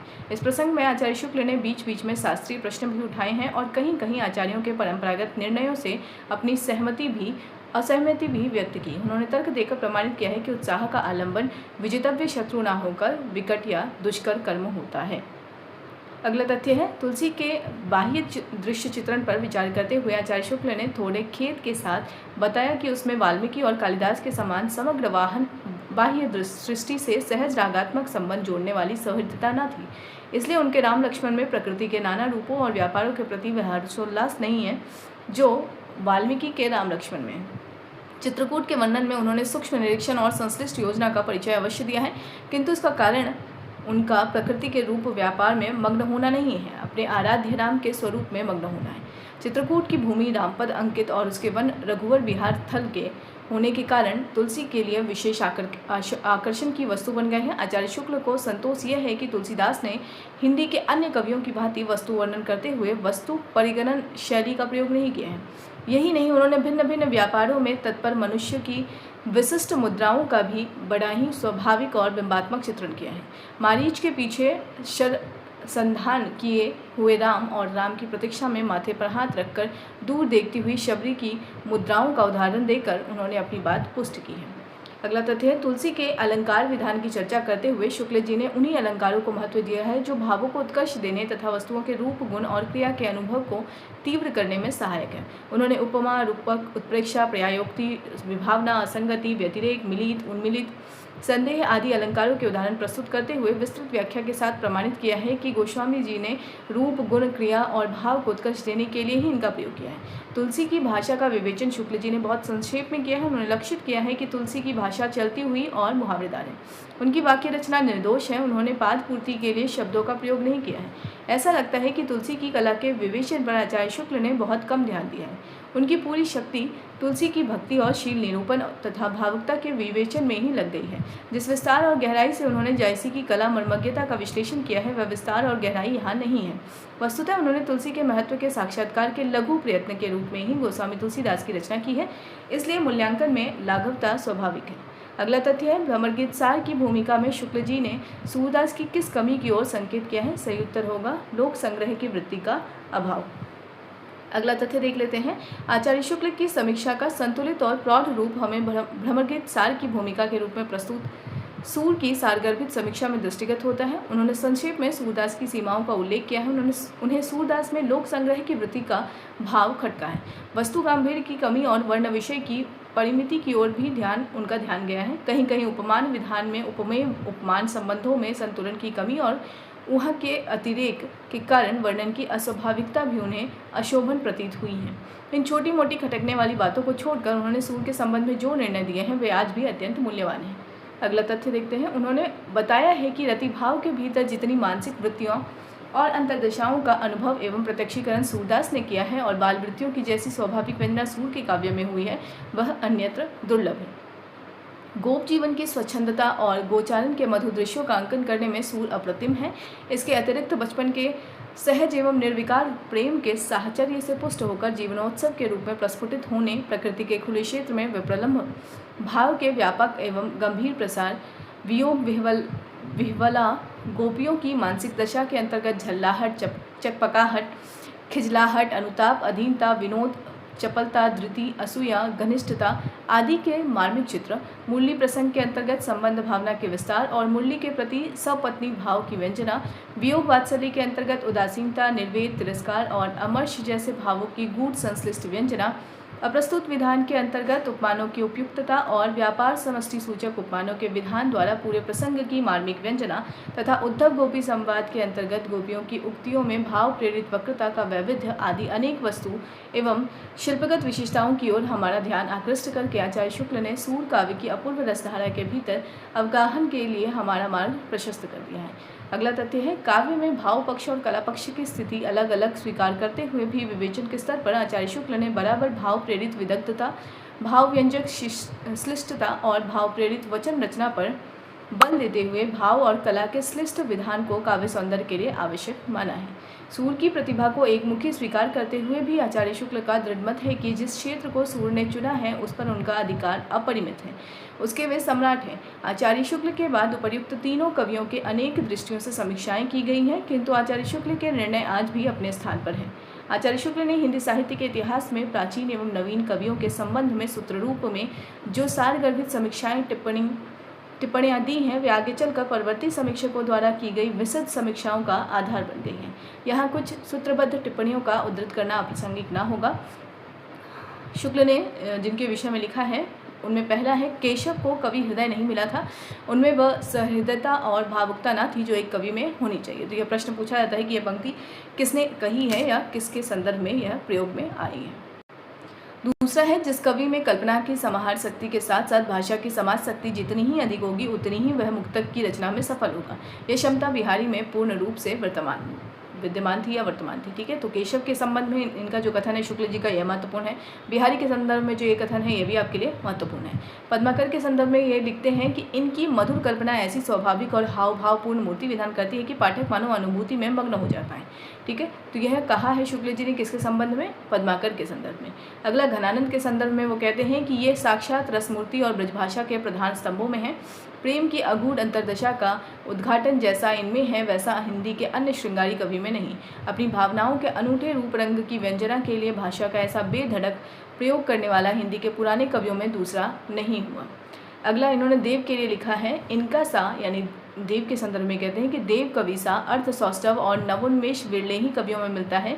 रीतिकाल के कवियों में ये बड़े ही प्रगल्भ और प्रतिभा संपन्न कवि थे, इसमें संदेह नहीं है। तो यूजीसी नेट में जब आप एग्ज़ाम दोगे तो आप देखोगे कि ऐसे कई प्रश्न रहते हैं जिसमें आपको प्रश्न पूछा जाएगा कि ये किस कवि के संदर्भ में कहा गया है या फिर किसने कहा है। तो शुक्ल जी ने कहा और किस कवि के संदर्भ में कहा है वो आप कथन के जरिए जान सकते हैं। अगला है वे यानी भारतेंदु के संदर्भ में इनकी जो पंक्ति है वो देख लेते हैं। भारतेंदु सिद्धवाणी के अत्यंत सरस हृदय कवि थे। प्राचीन और नवीन का यही सुंदर सामंजस्य भारतेंदु की कला का विशेष माधुर्य। तो शुक्ल जी ने भारतेंदु के संदर्भ में ये कहा है। गुप्त जी यानी मैथिली शरण गुप्त के विषय में वो क्या कहते हैं कि गुप्त जी की प्रतिभा की सबसे बड़ी विशेषता यह है कि कालानुसरण की क्षमता अर्थात उत्तरोत्तर बदलती हुई भावनाओं और काव्य प्रणालियों को ग्रहण करते चलने की शक्ति इनमें दिखाई देती है। अगला है कामायनी के संदर्भ में उन्होंने प्रसाद, ठीक है, तो कामायनी के संदर्भ में प्रसाद ने इस रचना के संदर्भ में शुक्ल जी का यह कथन है कि कामायनी में प्रसाद ने नरजीवन के विकास में भिन्न भिन्न भावात्मिका वृत्तियों का योग और संघर्ष बड़ी प्रगल्भ और रमणीय कल्पना द्वारा चित्रित करके मानवता का रसात्मक इतिहास प्रस्तुत किया है। तो प्रश्न ये भी पूछा जा सकता है कि यह पंक्ति किसकी है, तो उत्तर क्या होगा, शुक्ल जी की पंक्ति है। अगला है, छायावाद के भीतर माने जाने वाले सब कवियों में प्रकृति के साथ सीधा प्रेम संबंध पंत जी का ही दिखाई पड़ता है। तो पंत जी के संदर्भ में ये कौन कह रहा है, या छायावाद के संदर्भ में ये कौन कह रहा है, तो शुक्ल जी कह रहे हैं। अगला है, बहु वस्तु स्पर्शनीय प्रतिभा निराला जी में थी। अज्ञात प्रिय की ओर इशारा करने के अतिरिक्त इन्होंने जगत के अनेक प्रस्तुत रूपों और व्यापारों को भी अपनी सरस भावनाओं के रंग में देखा है। तो एक बार यूजीसी नेट में यहाँ तक पूछा गया है, अज्ञात प्रिय की ओर इशारा करने वाले। आप जब प्रीवियस ईयर क्वेश्चन को लगाएंगे तो आप वहाँ देखेंगे कि अज्ञात प्रिय की ओर इशारा करने वाला मैच द कॉलम में पूछा गया है ये, ठीक है। तो इस तरीके से प्रश्न वहाँ बनते हैं। और ये किसके संदर्भ में कहा गया है, तो निराला के संदर्भ में कहा गया है। किसने कहा है, तो शुक्ल जी ने कहा है। इस तरीके से आपको तथ्यों को याद करना है। अगला हम देखते हैं, संगीत को काव्य और काव्य को संगीत के अधिक निकट लाने का सबसे अधिक प्रयास निराला जी ने ही किया है। तो निराला जी के संदर्भ में एक और पंक्ति है कि संगीत को काव्य और काव्य को संगीत के निकट में लाने का प्रयास किसने किया है, निराला जी ने कहा है। और निराला जी के संदर्भ में यह बात किसने कही है, शुक्ल जी ने कही है। अगला तथ्य है, कहना ना होगा कि उपर्युक्त टिप्पणियाँ हिंदी साहित्य के विद्यार्थियों का संस्कार बन चुकी हैं। उपर्युक्त टिप्पणियों को प्रस्तुत करते समय आचार्य शुक्ल आदिकाल से लेकर अद्यतन काल तक का हिंदी साहित्य का क्रमबद्ध इतिहास लिख रहे थे। उनके सामने भाषा और साहित्य संबंधी अनेक प्रश्न थे, फिर भी उन्होंने प्रत्येक कवि की अलग अलग जो पहचान बताई है वह अविस्मरणीय है तथा नवीन और प्राचीन रचनाओं को जिस बारीकी से उन्होंने देखा परखा है वह श्लाघ्य है। उनका कोई भी निर्णय आरोपित नहीं है, रचनाओं के मर्म में प्रवेश करने के बाद ही उन्होंने अपनी धारणाएं बनाई हैं, इसलिए उनके निर्णयों का आज भी महत्व और मूल्य है। अगला तथ्य है, आचार्य शुक्ल के समीक्षक व्यक्तित्व के महत्व को उनके बाद के प्रायः सभी ख्यातिलब्ध समीक्षकों ने स्वीकार किया है। नंद दुलारी वाजपेयी ने लिखा है, तो यह कथन आपके लिए महत्वपूर्ण हो जाएगा, इसे आप याद रखेंगे। क्या लिखा है नंद दुलारी वाजपेयी ने, साहित्य कृतियों और साहित्य शास्त्र की पद्धतियों का निरूपण करने में भी शुक्ल जी ने असाधारण अंतर्दृष्टि का परिचय दिया है। सच पूछिए तो रस, अलंकार, रीति, वक्रोक्ति आदि संप्रदायों की जो व्याख्याएं आज प्रचलित है वे प्रमुखतः शुक्ल जी द्वारा ही उद्भावित है। नया साहित्य नए प्रश्न में नंद दुलारी वाजपेयी ने शुक्ल जी के संदर्भ में यह बात कही है। अगला देखते हैं, आचार्य शुक्ल की समीक्षा दृष्टि के संदर्भ में अपना मत प्रकट करते हुए वे कहते हैं, फिर से कौन कह रहे हैं, नंद दुलारी वाजपेयी जी ही, ठीक है। तो यहाँ पर उनकी दूसरी पंक्ति है शुक्ल जी के संदर्भ में नंद दुलारी वाजपेयी की। उन्होंने लिखा है कि शुक्ल जी की समीक्षा दृष्टि अतिशय मार्मिक थी। परिणाम स्वरूप उनकी समीक्षाओं ने जो साहित्यिक चेतना उत्पन्न की वह पर्याप्त विशद और स्वस्थ ही एक नया मानदंड शुक्ल जी ने संस्थापित कर दिया है, जिसके आधार पर हिंदी समीक्षा उत्तरोत्तर उन्नति कर रही है। अगला है, शुक्लोत्तर समीक्षा के दूसरे प्रमुख स्तंभ डॉक्टर नगेंद्र ने, ठीक है, डॉक्टर नगेंद्र ने भी आचार्य शुक्ल के विषय में कहा है। आचार्य शुक्ल के महत्व को स्वीकार करते हुए कहा है, आरंभ में श्री आचार्य शुक्ल के प्रभाववश मेरे मन में भारतीय रस सिद्धांत के प्रति गहरी आस्था हो गई थी। शुक्ल जी का मेरे मन पर विचित्र आतंक और प्रभाव रहा है। मेरे अपने संस्कार शुक्ल जी के संस्कारों से सर्वथा भिन्न थे। मेरा साहित्यिक संस्कार छायावादी युग में था। शुक्ल जी सुधार युग की विभूति थे। उनके निष्कर्षों को मानने के लिए मैं बिल्कुल तैयार नहीं थी, उनके निष्कर्षों को मानने के लिए मैं बिल्कुल तैयार नहीं था, मैंने अपनी बात कह दी, ठीक है। तो नगेंद्र कह रहे हैं, उनके निष्कर्षों को मानने के लिए मैं बिल्कुल तैयार नहीं था, परंतु उनके प्रौढ़ तर्क और अनिवार्य शैली मेरे ऊपर बुरी तरह हावी हो जाते थे और मैं यह मानने को विवश हो जाता था कि इस व्यक्ति की काव्य दृष्टि चाहे संकुचित हो लेकिन फिर भी अपनी सीमा में यह महारथी अजय है। तो शुक्ल जी के संदर्भ में यह पंक्ति किसकी है, यह प्रश्न पूछा जा सकता है, तो आपके लिए यह पंक्ति भी महत्वपूर्ण है, नगेंद्र की यह पंक्ति है। अगला तथ्य देखते हैं, आचार्य नंद दुलारी वाजपेयी और डॉक्टर नगेंद्र दोनों ही स्वच्छंदतावादी पद्धति के समीक्षक थे। दोनों के ही समीक्षा संस्कार आचार्य शुक्ल से भिन्न है, किंतु दोनों ने उनके आलोचक व्यक्तित्व के महत्व को बहुत मुक्त हृदय से स्वीकार करके एक बहुत बड़ी सच्चाई को उजागर किया है। अगला जो तथ्य है वो है, प्रसिद्ध मार्क्सवादी समीक्षक डॉक्टर रामविलास शर्मा इनके संदर्भ में है और इन्होंने शुक्ल जी के विषय में क्या कहा है वो भी देख लेते हैं। रामविलास शर्मा तो आचार्य शुक्ल की समीक्षा पद्धति को हिंदी के लिए वरदान मानते हैं। शुक्ल जी के महत्व को स्वीकार करते हुए वो लिखते हैं कि दृढ़ता, आत्मविश्वास और निर्भीकता शुक्ल जी के विशेष गुण हैं। लाख विरोधी प्रचार हो, वह अपने सिद्धांत पर अडिग रहे हैं। रहस्यवाद की भारतव्यापी धूम पर होने पर भी उन्होंने उसका विरोध करना नहीं छोड़ा। भारतीय अध्यात्मवाद के विश्व में डुंगी पिटने पर भी उन्होंने वास्तविक जगत का सूत्र नहीं छोड़ा। इस जगत के चित्रण को भारतीय साहित्य की मूल विशेषता बतलाया और अध्यात्म शब्द को साहित्य के मैदान से बाहर निकाल देने को कहा। अंग्रेजी और संस्कृत की धाक की परवाह न करके उन्होंने इन भाषाओं के साहित्य में जो कमजोरियां दिखी उनका भी खुलकर विवेचन किया है। अगला है हजारी प्रसाद द्विवेदी का कथन। यह भी महत्वपूर्ण है। शुक्ल जी के संदर्भ में उन्होंने कहा है, आचार्य शुक्ल के आलोचक व्यक्तित्व को हजारी प्रसाद द्विवेदी ने भी खुलकर सराहा है। वो कहते हैं, हिंदी संसार में शुक्ल जी एक और अद्वितीय व्यक्तित्व लेकर अवतीर्ण हुए थे। प्राचीन साहित्य का इस प्रकार मंथन करने वाले कम साहित्यिक समालोचक होंगे। संस्कृत के साहित्य शास्त्र पर उनका पूर्ण अधिकार था। यह कह सकना बड़ा कठिन है कि आचार्य शुक्ल के ऊपर प्राचीन विचारों का प्रभाव अधिक है या नवीन विचारों का। जिस लेखक का प्रभाव इतना व्यापक हो, उसकी असाधारण प्रतिभा के लिए प्रमाण खोजने की आवश्यकता नहीं है। अगला तथ्य है, आचार्य शुक्ल का महत्व स्वीकार करने वाले उपर्युक्त आलोचक हिंदी आलोचना के आधार स्तंभ माने गए हैं, इसलिए उनकी आत्म स्वीकृतियों का विशेष महत्व है।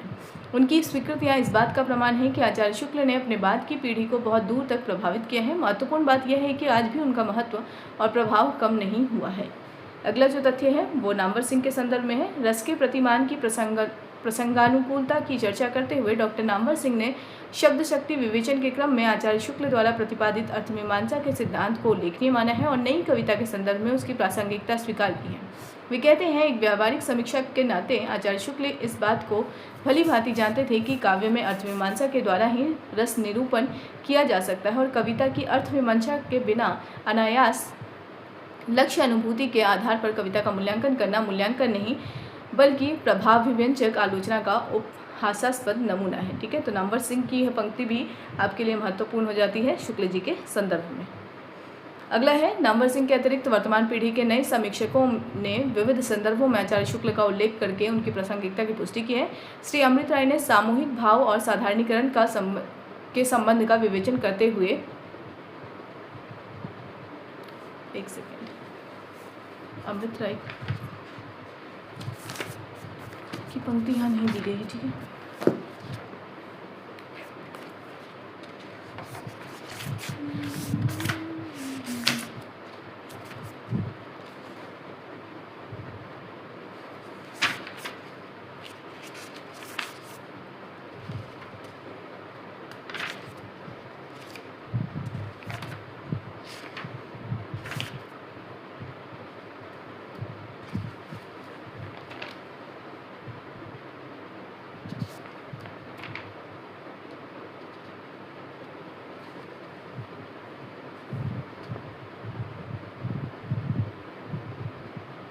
हाँ, यहाँ पे इस पंक्ति को इस प्रकार लिखा गया है कि जितने भी नए समीक्षक आए हैं उन्होंने किस किस पक्ष को उद्घाटित किया है शुक्ल जी के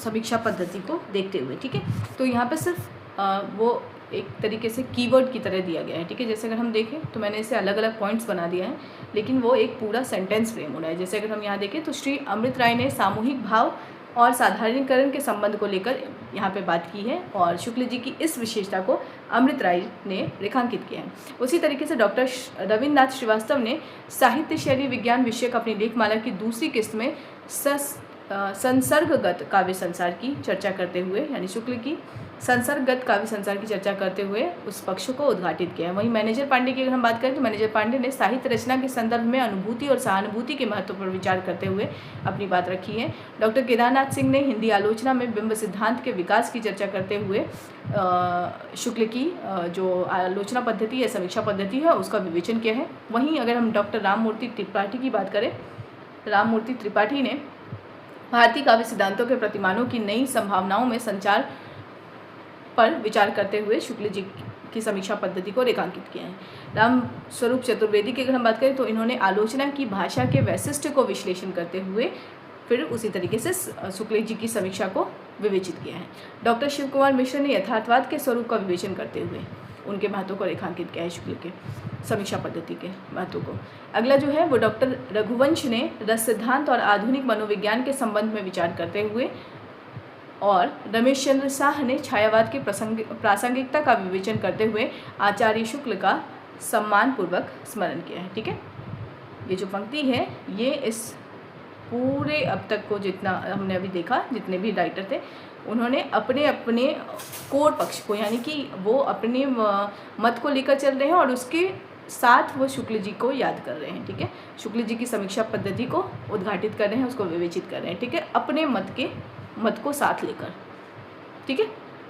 तो यहाँ तक जो ये सेंटेंस है वो कंप्लीट होगा तभी जब आप ऊपर से वो चीज़ें देखते आएंगे। अगला जो तथ्य है वो है आलोचकों की सूची को बढ़ाया भी जा सकता है, किंतु यह हमारा लक्ष्य हिंदी के नए समीक्षकों पर आचार्य शुक्ल का प्रभाव दिखाना नहीं है। हम केवल यह स्पष्ट करना चाहते हैं कि आज भी हिंदी आलोचना का ऐसा कोई संदर्भ नहीं है जिसके सूत्र आचार्य शुक्ल की समीक्षा में विद्यमान ना हो। उनकी चर्चा के बिना हम किसी भी सूत्र को विस्तृत नहीं कर पाते हैं। उनकी समीक्षा दृष्टि की विस्तृतता, गहनता, सूक्ष्मता और संतुलन का इससे बड़ा प्रमाण और क्या हो सकता है। आचार्य शुक्ल की समीक्षा में नई समीक्षा की अनेक संभावनाएं समाविष्ट हैं। वे सच्चे अर्थों में हिंदी के प्रथिकृत आचार्य हैं। अगला टॉपिक है व्यावहारिक आलोचना की सामान्य विशेषता। पहला तथ्य है व्यावहारिक आलोचनाओं के बीच में शास्त्रीय प्रश्नों को उठा लेना शुक्ल जी की अपनी विशेषता है। तुलसी की भावुकता की आलोचना के संदर्भ में वन पद पर गमन करते हुए राम और सीता का प्रसंग आता है। शुक्ल जी इस प्रसंग की मार्मिक व्याख्या करते हैं, ग्राम वधुओं के पुनीत अहेतुक प्रेम का विवेचन करते हैं, सीता के प्रति ग्राम वधुओं की आत्मीयता का निर्देशन करते हुए नारी स्वभाव का उल्लेख करते हैं और राम के प्रति संबंध भावना से प्रेरित सीता की चेष्टाओं का विश्लेषण करते हुए यह प्रश्न उठा लेते हैं कि सीता की चेष्टाएं हाव या है या अनुभव है। सीता की चेष्टाएं हाव है या अनुभव हैं। हाव को आलम्बनगत और अनुभव को आश्रयगत मानते हुए अंततः निर्णय देते हैं कि सीता की चेष्टाएं अनुभव हैं, यानी वो आश्रयगत है, आलम्बन तत्व नहीं है, उसमें आलम्बनगत नहीं है, वो आश्रयगत है। तो जो सीता की चेष्टाएं हैं वो अनुभव के अंतर्गत आएंगी। इस प्रकार के जटिल शास्त्रीय प्रश्नों को उठाने और सुलझाने में आचार्य शुक्ल को एक प्रकार का तोष अनुभव होता है। व्यावहारिक आलोचनाओं में भी अपने आचार्यत्व की गरिमा बनाए रखने के लिए पारिभाषिक शब्दावली का प्रयोग निरंतर करते चलते हैं। प्राचीन आचार्यों से सैद्धांतिक मतभेद होने पर भी वे अपना मत बड़े विश्वास से व्यक्त करते हैं। उत्साह के आलम्बन पर विचार करते हुए वे प्राचीन आचार्यों के मत का स्पष्ट विरोध करते हैं। प्राचीन आचार्य उत्साह का आलम्बन विजेतव्य को मानते हैं। शुक्ल जी के अनुसार दुष्कर कर्म करने की भावना ही उत्साह का आलम्बन है। अपने मत के समर्थन में तर्क के साथ उदाहरण भी देते हैं। इस प्रकार आचार्य शुक्ल की व्यवहारिक समीक्षा की जड़ें बड़ी व्यापक, सूक्ष्म और गहरी हैं। अगला तथ्य है शुक्ल जी की व्यवहारिक समीक्षा बुद्धि और हृदय के संतुलन पर आधारित है। वह शास्त्रीय, नैतिक, मनोवैज्ञानिक और लोक मांगलिक दृष्टियों के सामंजस्य से प्रेरित और अनुप्राणित है। उनका विवेचन स्वच्छ, स्पष्ट और विश्वसनीय है। वह जीवनगत मूल्यों का निरंतर ध्यान करते हुए काव्य के वायवीपन पर प्रहार करने वाली हैं। वह भावों और मार्मिक तथ्यों के चयन को काव्य का प्राणतत्व मानकर चलती हैं। वह आलोच्य कृति को बराबर सामने रखकर उसकी विशेषताओं और बारीकियों का सूक्ष्मतम विश्लेषण करती है। वह रहस्यमयता, आवेगशीलता, प्रदर्शनप्रियता और चमत्कारिकता का प्रबल विरोध करती हुई एक मर्यादित, वस्तुनिष्ठ, बुद्धिसंगत, तर्कपूर्ण और प्रभावोत्पादक पद्धति को विकसित करने वाली है।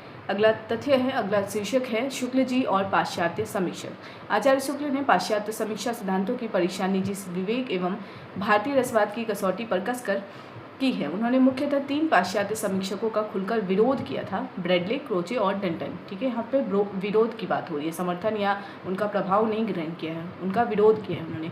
कौन कौन से वो 3 हैं विद्वान? ब्रैडले हैं, क्रोचे हैं और डंटन हैं। तथ्य देख लेते हैं। ब्रैडले कला के लिए का सिद्धांत स्वीकार करते थे। शुक्ल जी को यह सिद्धांत फूटी आंखों नहीं भाता था। वे काव्य सौंदर्य को जीवन के शील या धर्म के शिव से अलग नहीं कर सकते थे। ब्रैडले का सिद्धांत इसकी उपेक्षा करता था, अतः वह उन्हें मान्य न था। अब अगर हम क्रोचे की बात करें तो क्रोचे अभिव्यंजनावादी थे। काव्य में अभिव्यंजना या रूप तत्व को ही वे सब कुछ मानते थे। उनकी दृष्टि में अभिव्यंजना स्वतः अपने में पूर्ण वस्तु है। क्रोचे का अभिव्यंजना की पूर्णता से तात्पर्य आभ्यंतरिक अभिव्यक्ति की पूर्णता से था, स्थूल अभिव्यक्ति प्रक्रिया से नहीं। वस्तुतः क्रोचे द्वारा मान्य कलात्मक रचना प्रक्रिया को कुल 4 स्थिति क्रमों में रखकर देखा जा सकता है। पहला है जागतिक प्रभाव, दूसरा है आंतरिक अन्विति, तीसरा है सौंदर्योपलब्ध आनंद की अनुभूति, चौथा है स्थूल उपादानों द्वारा उसकी अभिव्यक्ति। क्रोचे ने इन 4 स्थितियों में दूसरी को ही यानी आंतरिक अन्विति को ही कलात्मक सृष्टि का केंद्र और बिंदु माना था।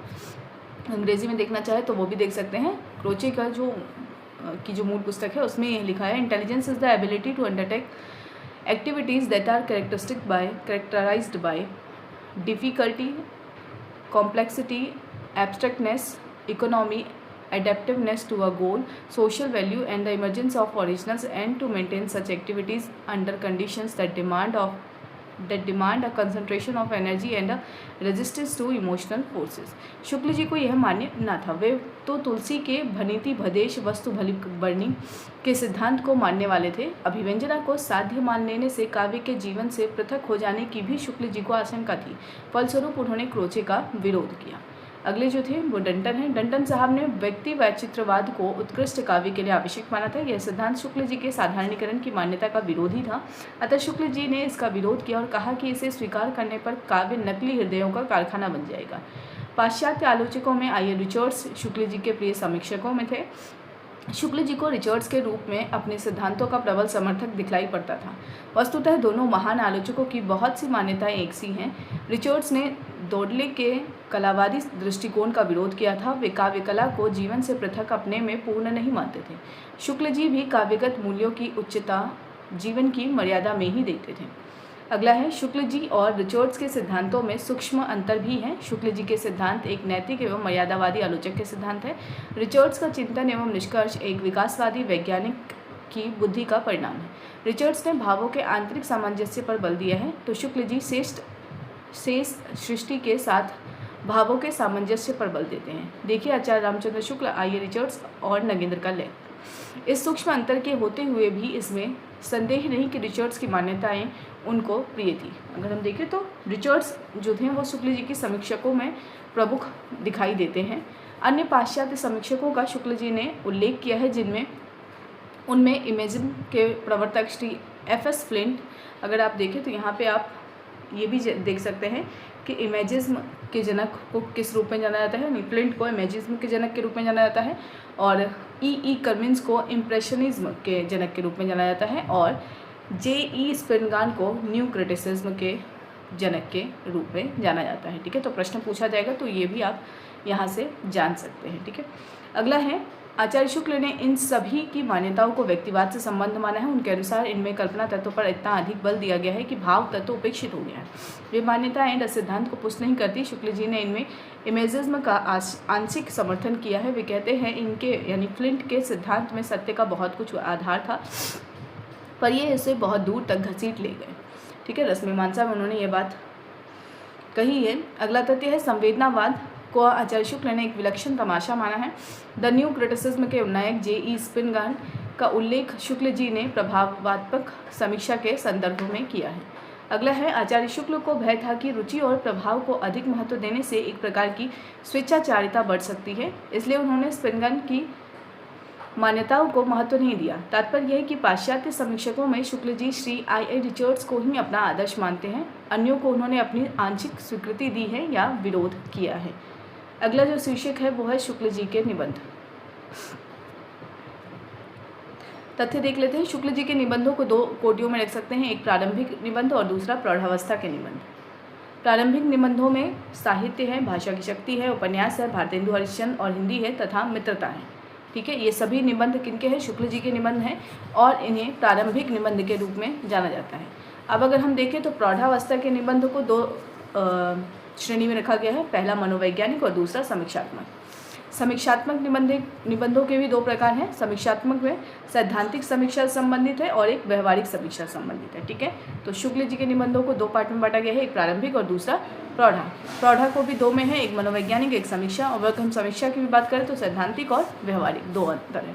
ठीक है, अब हम आगे देखते हैं। तो सबसे पहले अगर हम देखें तो मनोवैज्ञानिक निबंध मनोविकारों पर लिखा गए हैं, जिनमें भाव या मनोविकार ये निबंध है, उत्साह निबंध है, श्रद्धा भक्ति निबंध है, करुणा लज्जा और ग्लानि है, लोभ और प्रीति है, घृणा है, ईर्ष्या है, भय है, क्रोध है। ये सभी 10 निबंध क्या हैं? मनोविज्ञान से संबंधित हैं, मनोविकारों पर लिखे गए थे।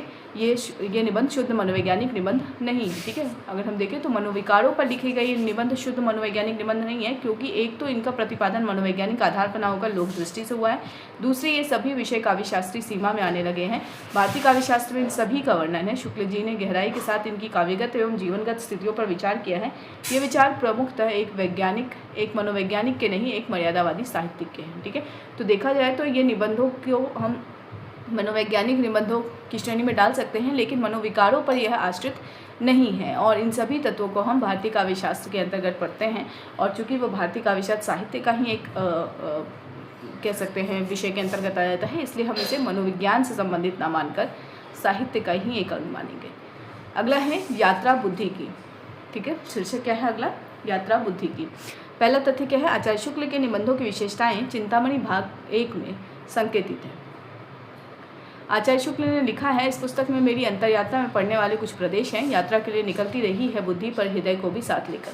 प्रश्न पूछा जा सकता है कि यह जो पंक्ति है वह किससे उद्धृत है? तो चिंतामणि भाग 1 से यह पंक्ति उद्धृत है। किसने कहा है? तो यह रामचंद्र शुक्ल का कथन है। रामचंद्र शुक्ल के इस कथन से पहली बात जो सामने आती है वह यह है कि उनके ये निबंध मूलतः बुद्धि की यात्रा के परिणाम हैं। आचार्य के इस कथन को समझने के लिए बुद्धि की मनोवैज्ञानिक परिभाषा को सामने रखना होगा। अब बुद्धि की मनोवैज्ञानिक परिभाषा क्या है वो हम जान लेते हैं। प्रसिद्ध अमेरिकी मनोवैज्ञानिक जी.डी. स्टॉर्डर्ड ने बुद्धि की परिभाषा करते हुए लिखा है, बुद्धि एक मानसिक योग्यता है जो कठिन, जटिल, सूक्ष्म क्रियाओं को संपादित करती है, जो परिस्थितियों को लक्ष्य सिद्धि की ओर ले जाती है, जो सामाजिक महत्व के कार्यों को पूरा करती है, जो मौलिक तत्वों की उद्भावना करती है, जो संयम और मितव्ययिता सिखाती है और जिसके द्वारा ये सारी क्रियाएं उस समय भी होती रहती हैं जब मानसिक शक्ति को किसी एक बिंदु पर केंद्रित करने और संवेगात्मक भावों को नियंत्रित करने की आवश्यकता होती है। तो जी.डी. स्टार्ट की जो परिभाषा है बुद्धि को लेकर वो आपके सामने था। ठीक है, अगला है कहना ना होगा कि मनोविकारों के संबंध में विचार विमर्श करना, उनकी परिभाषा देना, वर्गीकरण करना, दो मिलते जुलते मनोविकारों में सूक्ष्म भेद बताना, उनके नैतिक पक्ष का विश्लेषण करना, उनके विषय और लक्ष्य को स्पष्ट करना, उनके आलंबन के निर्दिष्ट होने या ना होने की सापेक्षिक स्थिति का निदर्शन करना, उनके मनोवैज्ञानिक, काव्यगत और लोकगत स्वरूप को स्पष्ट करना, उनका संबंध बुद्धि और चेतना की विकसित और अविकसित अवस्था से जोड़ना, शील और सात्विकता के स्थापन में उनके योग पर विचार करना आदि बातें सूक्ष्म बौद्धिक प्रक्रिया का ही परिणाम है। अगला है मनोविकारों के संबंध में विश्वासपूर्वक निर्णय के स्वर में कुछ कहना आसान नहीं है। संपूर्ण मानसिक शक्ति को एक बिंदु पर केंद्रित करके ही इस प्रकार की अंतरयात्रा पूरी की जा सकती है। इस अंतरयात्रा में आचार्य शुक्ल ने मनोविज्ञान से भी सहायता ली है। उनके द्वारा भावों को दी गई परिभाषा और वर्गीकरण मनोवैज्ञानिकों से भिन्न नहीं है। अलग अलग मनोविकारों पर विचार करते हुए वे अवश्य मौलिक चिंतन का परिचय देते हैं। आचार्य शुक्ल ने जिन मनोवेगों के संबंध में विचार किया है उनमें से उत्साह, करुणा, प्रीति, घृणा, भय और क्रोध स्थायी भाव है। इनका उल्लेख काव्यशास्त्री ग्रंथों में मिलता है। काव्यशास्त्रों में स्थायी भावों के आश्रय, उद्दीपन, आलंबन आदि निर्दिष्ट किए गए हैं। प्रत्येक के पोषक संचारी भावों का उल्लेख किया गया है और एक दूसरे के विरोधी भावों की स्थिति पर विचार किया गया है। आचार्य शुक्ल ने इस विवेचन से अधिक सहायता नहीं ली है। अगला है उदाहरण के लिए आचार्य शुक्ल के करुणा निबंध संबंधी विश्लेषण पर ध्यान दीजिए। और आचार्य शुक्ल ने निर्धारित किया है कि अब करुणा निबंध से जो इनकी जो मान्यताएं हैं उसको सूत्रवाक्यों में यहाँ दिया गया है, आप उसे देख सकते हैं और इसे इम्पॉर्टेंट मानकर चलेंगे। ठीक है, जैसे पहला है करुणा दुखात्मक वर्ग में आने वाला मनोविकार है। दूसरा, यह पात्र की भलाई की उत्तेजना करता है, यानी अगर किसी के भीतर करुणा उत्पन्न हो रही है तो उसका जो उद्देश्य है वो क्या है कि वो किसी की भलाई ही करना चाहेगा। तीसरा, यह विषय के दुख मात्र से उत्पन्न होता है, यानी किसी चीज़ को लेकर अगर आप ज़्यादा दुखी हैं तभी ये भाव उत्पन्न होता है। प्रियजनों के सुख का अनिश्चय मात्र करुणा का उद्रेक कर देता है। ठीक है, सुख का अनिश्चय मात्र करुणा का उद्रेक कर देता है, यानी ऐसी कोई जो स्थिति होती है जब हमें पता है कि ये होगा या नहीं होगा, तब वहाँ ऐसी स्थिति में क्या होता है, करुणा उत्पन्न होती है। करुणा का प्रसार सामाजिक जीवन की स्थिति और पुष्टि के लिए आवश्यक है। ठीक है, अगर हम करुणा का प्रसार करना चाहते हैं तो सामाजिक जीवन के लिए क्या है, जरूरी तथ्य या तत्व माना जा सकता है। करुणा का आलंबन करुणा करने वाले के प्रति कृतज्ञ होता है, यानी अगर मैं करुणा कर रही हूँ आपके ऊपर तो आप मेरे प्रति क्या होंगे, कृतज्ञ होंगे, या आप मेरे लिए ऐसा कुछ कर रहे हो तो मैं आपके प्रति क्या होंगी, कृतज्ञ होंगी। ठीक है, दूसरा क्या है, करुणा न्याय के निर्वाह का विरोध कर सकती है। ठीक है, तो न्याय के निर्वाह का विरोध भी कर सकती है जब अगर हमें ऐसा लगता है कि किसी के साथ गलत हुआ है या किसी के साथ अन्याय हो रहा है, वहाँ पर भी हम ऐसे न्याय का क्या कर सकते हैं, विरोध कर सकते हैं। अगला है जैन और बौद्ध धर्मों में करुणा को बहुत महत्व प्राप्त है। अगर वहाँ आप देखेंगे तो बौद्ध जैसे वो मास्क लगा कर चलते हैं, तो इस तरीके से देखा जाए तो वो एक जीव को भी हानि नहीं पहुँचा सकते। तो ये भाव भी क्या है, करुणा से ही उत्पन्न होता है।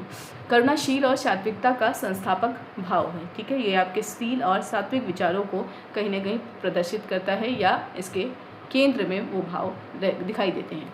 अगला है उपर्युक्त वैशिष्ट निर्धारण पर सूक्ष्मता से विचार किया जाए तो स्पष्ट है कि आचार्य की दृष्टि में साहित्यिक और मनोवैज्ञानिक क्षेत्र प्रधान नहीं है। उन्होंने करुणा के उद्भव का कारण और उसका दुखात्मक वर्ग में होना तो मनोवैज्ञानिक आधार पर बताया है, किंतु शेष सारी बातें सामाजिक, धार्मिक और नैतिक क्षेत्रों को दृष्टि में रखकर निर्धारित किया है। यानी अगर हम उनके किसी भी निबंधों को देखें जिनको हम मनोविज्ञान के श्रेणी में बांध कर देखते हैं, वहाँ मनोविज्ञान मूल रूप से ना होकर के वो क्या हो सकता है, एक लोक दृष्टि हो सकती है। ठीक है, चाहे वो लोक दृष्टि समाज को लेकर हो, राजनीति को लेकर हो, धर्म को लेकर हो। ठीक है, अगला तथ्य है साहित्य का आधार उन्होंने मात्र एक तथ्य के निर्धारण में लिया है और वह यह है कि प्रियजनों के सुख का निश्चय भी करुणा के उद्रेक का कारण होता है। इसके समर्थन में उन्होंने गीतावली से कौशल्या की यह उक्ति उद्धृत की है। गीतावली में कौशल्या की क्या उक्ति है? बन को निकरी गए दो भाई, सावन गरजे भादो बरसे, पवन चले पुरवाई, कौन बिरछ तर भीजत है राम लखन दो भाई। ठीक है, तो यहाँ भी करुणा का उद्रेक दिखाई दे रहा है कौशल्या के इस कथन में। ठीक है, और ये पंक्ति कहाँ से ली गई है? गीतावली से ली गई है, ये आप याद रखेंगे। ठीक है, प्रश्न पूछा जा सकता है। इसलिए कहा गया है कि ये निबंध एक गंभीर, मर्यादा प्रिय और बुद्धिवादी साहित्यकार का दृष्टिकोण उपस्थित करती है। ठीक है, तो हमने ये ध्यान दिया। अगला जो शीर्षक है वो है सात हृदय का। पहला तथ्य है आचार्य शुक्ल का बौद्धिक विवेचन उनकी सहृदयता से समर्थित है। मनोभावों का संबंध विषय बोध से है। संसार के अनेक विषय हमारे मन को आकृष्ट करने में समर्थ होते हैं। जो रूप, गति या स्थिति हमारे मन को रमाने या आकृष्ट करने में समर्थ होती हैं, वह हृदय को स्निग्ध कर देती हैं। मनोभावों पर विचार करते समय आचार्य शुक्ल जब किसी ऐसे स्थल पर पहुँच जाते हैं जहाँ उनका मन रम जाता है, तो कुछ देर के लिए बुद्धिवादी आचार्य के स्थान पर सहृदय और भावुक शुक्ल जी उभर आते हैं। अगला तथ्य है लोभ और प्रीति निबंध। ठीक है, ये इंपॉर्टेंट है आपके लिए। लोभ और प्रीति निबंध में राम और सीता के मर्यादित प्रेम का प्रसंग आने पर शुक्ल जी का हृदय उल्लसित हो जाता है। उनकी शैली आवेगमयी हो जाती है। वे विवल होकर कहने लगते हैं उनका प्रेम जीवन यात्रा के मार्ग में माधुर्य फैलाने वाला है, उससे अलग किसी कोने में चौकड़ी या आहें भरने वाला नहीं है। उसके प्रभाव से वनचर्या में एक अद्भुत रमणीयता आ गई है। सारे कटीले पथ प्रसूनमय हो गए हैं। संपूर्ण कर्मक्षेत्र एक मधुर ज्योति से जगमगा उठा है। कोमलांगी सीता अपने प्रिय पति की विशाल भुजाओं और कंधों के ऊपर निकली हुई धनुष की वक्र कोटि पर मुग्ध, निविड़ और निर्जन काननों में निसंक विचर रही है। खरदूषण की राक्षसी सेना कोलाहल करती आ रही है। राम कुछ मुस्कुरा कर एक बार प्रेम भरी दृष्टि से सीता की ओर देखते हैं, फिर वीर दर्प से राक्षसों की ओर दृष्टि फेर कर अपना धनुष चढ़ाते हैं। उस वीर दर्प में कितनी उमंग, कितना उत्साह, कितना माधुर्य रहा होगा। बुद्धि का कार्य विश्लेषण और विवेचन करना है, किंतु हृदय की प्रवृत्ति रमने की होती है। जब हम किसी भाव में रम जाते हैं तो अपने को भूलकर तन्मय हो जाते हैं। हृदय स्निग्ध हो जाता है, मन विवल हो जाता है। हम मुक्त भाव से रमणीय तत्व को बार बार मन में लाना चाहते हैं। यही स्थिति आचार्य शुक्ल की भी हुई है, किंतु कुछ ही क्षणों में उनकी बौद्धिक चेतना पुनः सक्रिय हो जाती है और वे विविच्य वस्तु का नए संदर्भ में पुनः विश्लेषण करने लगते हैं। अगला जो शीर्षक है वो आत्मव्यंजकता का प्रश्न। तथ्य है निवेदन में आचार्य शुक्ल ने लिखा है, इस बात का निर्णय मैं विज्ञ पाठकों पर ही छोड़ता हूँ कि ये निबंध विषय प्रधान है या व्यक्ति प्रधान।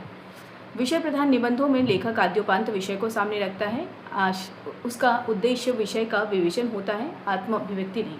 वह प्रतिपाद्य विषय के संबंध में ज्ञातव्य जानकारी को क्रमबद्ध और युक्तिपूर्ण ढंग से प्रस्तुत करता है। इसके विपरीत व्यक्ति प्रधान निबंध में विषय उपेक्षित होता है। लेखक अपनी मनोलहरी व्यक्त करता चलता है। उसके कथन की निजी भंगिमा निबंध की विशेषता बन जाती है। निबंध के आकर्षण का कारण विवेचन की सूक्ष्मता या पूर्णता ना होकर लेखक के व्यक्तित्व की निश्चल व्यंजना होती है। इस दृष्टि से आचार्य शुक्ल के निबंध विषय प्रधान कहे जाएंगे।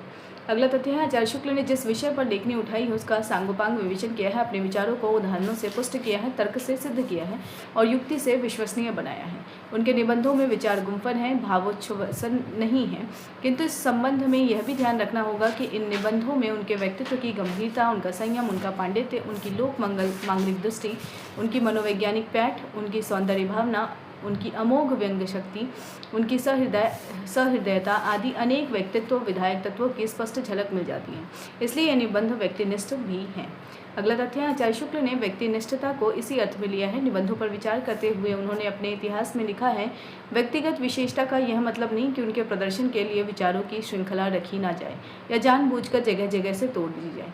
हिंदी साहित्य का इतिहास में उन्होंने यह तथ्य उद्घाटित किया है। विचारों की श्रृंखला और उनकी संबंध सूत्रता स्वीकार करते हुए भी आचार्य शुक्ल निबंध लेखक को तत्वचिंतक या दार्शनिकों की तुलना में कुछ छूट देना चाहते हैं। वे लिखते हैं, तत्वचिंतक या दार्शनिक केवल अपने व्यापक सिद्धांतों के प्रतिपादन के लिए उपयोगी कुछ संबंध सूत्रों को पकड़कर किसी और सीधा चलता है और बीच में ब्यौरे में कहीं नहीं फंसता, पर निबंध लेखक अपने मन की प्रवृत्ति के अनुसार स्वच्छंद गति से इधर उधर फूटी हुई सूत्र शाखाओं पर विचरता चलता है। यही उसकी अर्थ संबंधी विशेषता है। अगला तथ्य है, आचार्य शुक्ल का यह आदर्श उनके निबंधों पर पूरी तरह लागू होता है। मनोविकारों पर लिखते समय मनोविज्ञान के व्यापक सिद्धांतों के प्रतिपादन के लिए उपयोगी तथ्यों को ही पकड़कर वह सीधे नहीं चले हैं, वरन अपनी प्रवृत्ति के अनुसार कहीं मनोविज्ञान, कहीं नीतिशास्त्र, कहीं साहित्य और कहीं लोकानुभूति के बहुविध वैचारिक संबंध सूत्रों पर स्वच्छंद गति से विचार करते हुए आगे बढ़े हैं। इसलिए यह कहा जा सकता है कि आचार्य शुक्ल के निबंधों में विषय और व्यक्ति तत्व दोनों का गूढ़ सामंजस्य संगठित है। अगला है, मनोविकारों पर लिखने वाले अन्य विद्वान और शुक्ल जी। इस शीर्षक के अंतर्गत पहला तथ्य है, आचार्य शुक्ल से पहले इस प्रकार के अमूर्त विषयों पर पंडित प्रताप नारायण मिश्र और बालकृष्ण भट्ट ने भी स्फुट रूप से कुछ लिखा था। अंग्रेजी निबंध लेखकों में हेजलिट, लैम्ब ने भी कुछ इस प्रकार के विषयों पर अपने ढंग से लिखा था, किंतु इन लेखकों में विचारों का गांभीर्य न होकर शैली की भंगिमा ही प्रधान है। अंग्रेजी भाषा के निबंधकारों में बेकन के निबंधों की चर्चा आचार्य शुक्ल के निबंधों के साथ की जाती है। बेकन ने of revenge, of adversity, of env, of love, of boldness, of nobility, of angle आदि शीर्षकों से लगभग इन्हीं विषयों पर लिखा है जिन पर आचार्य शुक्ल ने, किंतु दोनों की विचार पद्धति और शैली में पर्याप्त भिन्नता है। बेकन के निबंध छोटे छोटे सूक्ति संग्रह से लगते हैं। उनमें अनुभव का सत्य साफ सुथरे ढंग से उपदेशात्मक शैली में प्रस्तुत किया गया। उदाहरण के लिए बेकन के कुछ निबंधों की तुलना आचार्य शुक्ल के उन्हीं विषयों पर लिखे गए निबंधों से की जा सकती है। मान लेते हैं, फिलहाल अगर हम देखें तो यहाँ पे उदाहरण स्वरूप जो बेकन के निबंध हैं ईर्ष्या पर लिखे गए हैं, ठीक है, और ईर्ष्या पे रामचंद्र शुक्ल ने भी लिखा है। अब इसी निबंध को लेकर तुलना देख सकते हैं हम कि बेकन ने किस प्रकार से इस विषय को प्रतिपादित किया है और शुक्ल ने किस तरीके से किया है। तो सबसे पहले अगर हम देखें तो बेकन ने ईर्ष्या पर विचार व्यक्त किया है। उसने मुख्यतः 3 बातों पर विचार किया है। कौन कौन सी 3 बातें हैं? वो है कि किस प्रकार के लोग दूसरों से ईर्ष्या करते हैं। दूसरे में लिखा है कि किस प्रकार के लोगों से ईर्ष्या की जाती है तथा व्यक्तिगत ईर्ष्या और समाजगत ईर्ष्या में क्या भेद है। तो पहला कि कौन व्यक्ति ईर्ष्या करता है, किस प्रकार का व्यक्ति ईर्ष्या करता है और किस प्रकार के लोगों से ईर्ष्या करता है, और तीसरा कि जो ईर्ष्या है वो व्यक्तिगत है या समाजगत है और इन दोनों में क्या भेद है। आचार्य शुक्ल ने ईर्ष्या के संबंध में कई बातें सामने रखी हैं, ठीक है। तो अगर हम ईर्ष्या की बात करें बेकन के संदर्भ में, तो बेकन ने सिर्फ इन्हीं 3 के आधार पर ईर्ष्या को कह सकते हैं विवेचित किया है। वहीं अगर हम शुक्ल जी की बात करें तो शुक्ल जी ने ईर्ष्या के संदर्भ में क्या क्या बताया है वो हम देख लेते हैं। शुक्ल जी बताते हैं कि ईर्ष्या एक प्रकार का दुख है जो दूसरों के सुख या भलाई को देखकर उत्पन्न होता है। दूसरा है ईर्ष्या एक संकर भाव है जिसकी संप्राप्ति आलस्य, अभिमान और नैराश्य के योग से होती है। अगला है ईर्ष्या में प्राप्ति के लिए उत्तेजना नहीं होती है। अगला है अभिमानियों से ईर्ष्या करने का अधिकार मनुष्य मात्र को है। अगला है क्रोध ईर्ष्या के संचारी रूप में व्यक्त होता है। अगला है ईर्ष्या का दुख प्रायः निष्फल हो जाता है। ईर्ष्या की सबसे अच्छी दवा है उद्योग और आशा। ईर्ष्या अप्रेष्य मनोविकार है। ईर्ष्या अत्यंत लज्जावृत्ति वृत्ति है। तो इस रूप में अगर देखें तो ईर्ष्या को उसको कई संदर्भों में शुक्ल जी ने यहाँ पे व्याख्यायित किया है, ठीक है। और अगर हम सिर्फ बेकन की बात करें तो बेकन ने 3 अर्थों में उसको प्रतिपादित किया है। अगला है जो तथ्य वो देख लेते हैं। ईर्ष्या के संबंध में उपयुक्त धारणाओं को व्यक्त करने के अतिरिक्त आचार्य शुक्ल ने प्रसंगवश स्पर्धा, द्वेष, बैर और ईर्ष्या के सापेक्षिक स्थिति पर भी विचार किया है। प्रकट है कि आचार्य शुक्ल की दृष्टि अधिक व्यापक और सूक्ष्म है। इस प्रकार बेकन ने अपने ऑफ लव निबंध में, ठीक है, बेकन का निबंध क्या है, ऑफ लव, इस निबंध में प्रेम की कुछ बुराइयों और कुछ अच्छाइयों का भी उल्लेख मात्र कर दिया है। पूरा निबंध 1.5 पृष्ठों में समाप्त हो गया है। बेकन का दृष्टिकोण एक सुधारक और उपदेशक का है। उसने सब मिलाकर प्रेम के नियंत्रण पर ही बल दिया है। उसके अनुसार महान पुरुषों ने अपने को प्रेम के पचड़े से अलग रखा है। यह एक प्रकार की मूर्ति पूजा है, इसलिए अवांछित है। यह सत्य को गलत ढंग से प्रस्तुत करता है। यह मनुष्य को वैभव और बुद्धि से वंचित कर देता है। यह मनुष्य के वैभव या दुर्दिन के दिनों में सर्वाधिक शक्तिशाली हो जाता है। इसके वेगशील होने पर नियंत्रण आवश्यक है। सैनिकों के लिए यह एक प्रकार की क्षतिपूर्ति का कार्य करता है। प्रेम को व्यक्ति की ओर से हटाकर समाज की ओर उन्मुख करना चाहिए। वैवाहिक प्रेम मानव जाति के विकास का कारण है। मैत्री भाव का प्रेम मानव जाति को पूर्णता प्रदान करता है, किंतु ऐन्द्रिक प्रेम उसको पतन की ओर ले जाता है। इसके विपरीत आचार्य शुक्ल ने प्रेम की परिभाषा दी है। यहाँ तक तो देखा हमने कि बेकन ने किस प्रकार से प्रेम को व्याख्यायित किया है। अब अगर हम देखें तो आचार्य शुक्ल ने प्रेम की परिभाषा किस प्रकार से दी है। उन्होंने कहा है कि लोभ से उसका अंतर स्पष्ट किया है। पहले तो प्रेम के उदय और स्थिति का कारण बताया है, उसकी प्रवृत्ति की छानबीन की है और उसे अखिल जीवन की एकता के अनुभव पथ का द्वार बताया है। उसकी प्रवृत्ति की छानबीन की है, भारतीय काव्य में उसके स्वरूप का विश्लेषण किया है, उसके सम विषम रूपों का विवेचन किया है, प्रेमी की मनोवृत्ति की मीमांसा की है, उसे मनुष्य की अंतर्वृत्तियों का शासक बताया है। शुक्ल जी का निबंध 28 पृष्ठों में समाप्त हुआ है, जहाँ 1.5 पृष्ठों में 1.5 पृष्ठ थे प्रेम के संदर्भ में, हाँ 1.5 पृष्ठ में उनका जो प्रेम निबंध है बेकन का समाप्त हो रहा है और शुक्ल जी का यह जो प्रेम निबंध है वो 28 पृष्ठों में समाप्त हो रहा है। ऐसी स्थिति में बेकन और शुक्ल की तुलना नहीं की जा सकती। दोनों की विचार पद्धति, विषय निरूपण और निष्कर्ष निर्धारण में बहुत बड़ा अंतर है। अगला जो विषय है वो शीर्षक जो है वो है सैद्धांतिक समीक्षा संबंधी निबंध। सैद्धांतिक समीक्षा से संबंध निबंधों में कविता क्या है, काव्य में लोकमंगल की साधनावस्था, साधारणीकरण और व्यक्ति वैचित्रवाद, रसात्मक बोध के विविध स्वर, विविध रूप, काव्य में रहस्यवाद, काव्य में अभिव्यंजनावाद आदि प्रमुख है। इन निबंधों के आधार पर आचार्य शुक्ल के समीक्षा सिद्धांतों का विवेचन किया गया है। इनमें से कई निबंध रसमीमांसा की सामग्री बन गए हैं। अगला तथ्य है, इन पर यहाँ अलग से विचार करना आवश्यक नहीं है। इसके संबंध में यह जान लेना आवश्यक है कि इनमें आचार्य शुक्ल का गंभीर एवं विस्तृत अध्ययन, व्यापक दृष्टिकोण, सूक्ष्म विवेचन और विश्वसनीय निर्णय सर्वत्र लक्षित होता है। साहित्य की दृष्टि को किस प्रकार वे तत्व दृष्टि और मनोविज्ञान की दृष्टि के समकक्ष प्रतिष्ठित करना चाहते थे, यह स्पष्ट प्रकट होता है। भारतीय सिद्धांतों के प्रति उनकी अटूट निष्ठा का पता चलता है। आधुनिक अध्ययन के प्रकाश में प्राचीन सिद्धांतों के पुनराख्यान की अद्भुत क्षमता देखकर उनके प्रति विश्वास उत्पन्न होता है। काव्य के प्रकृत लक्ष्य की खोज में आचार्य को विविध ज्ञान क्षेत्रों की कितनी भूमि टटोलनी पड़ी थी, इसकी जानकारी होती है। आचार्य शुक्ल के निबंध हिंदी साहित्य के वैचारिक धरातल का मानदंड प्रस्तुत करने वाले हैं। अगला जो विषय या शीर्षक है वो है व्यावहारिक समीक्षा संबंधी निबंध। व्यावहारिक समीक्षा संबंधी 3 निबंध हैं, भारतेंदु हरिश्चंद्र, तुलसी का भक्ति मार्ग और मानस की धर्मभूमि। चिंतामणि प्रथम भाग में ये तीनों निबंध संग्रहित हैं। इन निबंधों में शुक्ल जी की व्यावहारिक समीक्षा पद्धति का स्वरूप स्पष्ट हुआ है। उनकी जायसी, सूर और तुलसी की बृहद समीक्षा की समस्त संभावना इन निबंधों में विद्यमान है। भारतेंदु का जो मूल्यांकन है वो 13 पृष्ठों के निबंध में आचार्य शुक्ल ने किया है। वह अन्यत्र बड़ी बड़ी पोथियों में भी दुर्लभ है। भारतेंदु ने हिंदी भाषा की रूप प्रतिष्ठा की है, हिंदी साहित्य को नई दिशा में अग्रसर किया है, श्रृंगार की सरस धारा प्रवाहित की है, देशभक्ति की भावना का विस्तार किया है और नए और पुराने विचारों में सामंजस्य स्थापित किया है। उनके समयानुकूल विषयों का साहित्य में सूत्रपात किया है। ये सारी बातें सुलझे हुए रूप में शुक्ल जी ने प्रस्तुत की है। अगला तथ्य है, तुलसी के भक्ति मार्ग का निरूपण करते हुए आचार्य शुक्ल ने भक्ति को एक पूर्ण जीवन दर्शन के रूप में प्रतिष्ठित किया है। आचार्य ने धर्म की व्याख्या करते हुए इसे ब्रह्म के सत स्वरूप की व्यक्त प्रवृत्ति के रूप में प्रस्तुत किया है। धर्म पूर्ण रूपेण या पुरुषोत्तम ब्रह्म के सत स्वरूप की गुणात्मक अभिव्यक्ति है, इसलिए धर्म की पूर्ण प्रतिष्ठा उसी की क्रिया और गति में हो सकती है। तुलसी के राम पूर्ण पुरुष हैं, उनकी लोकमंगल विधायिनी प्रवृत्ति ही धर्म के सच्चे स्वरूप की प्रतिष्ठा करने वाली है। अगला है, तुलसी ने राम के लोक मंगल विधायक स्वरूप की महिमा का बखान करके उनके प्रति समर्पण भाव व्यक्त करके धर्म के रसात्मक स्वरूप को बोध कराया था। तुलसी की भक्ति का यह मूल्यांकन गंभीर मौलिक चिंतन का परिणाम है। शुक्ल जी की व्यावहारिक समीक्षा आलोच्य वस्तु के मर्म का उद्घाटन ही नहीं करती, वरन उसकी तात्विक व्याख्या करके उसे अभिनव महिमा से मंडित भी कर देती है। अगला टॉपिक है समास शैली। आचार्य शुक्ल के निबंध समास शैली में लिखे गए हैं। समास शैली से तात्पर्य विचारों की सघनता से है। व्यास शैली में विवेच्य वस्तु की व्याख्या विस्तारपूर्वक एक ही बात को कई प्रकार से प्रस्तुत करके की जाती है।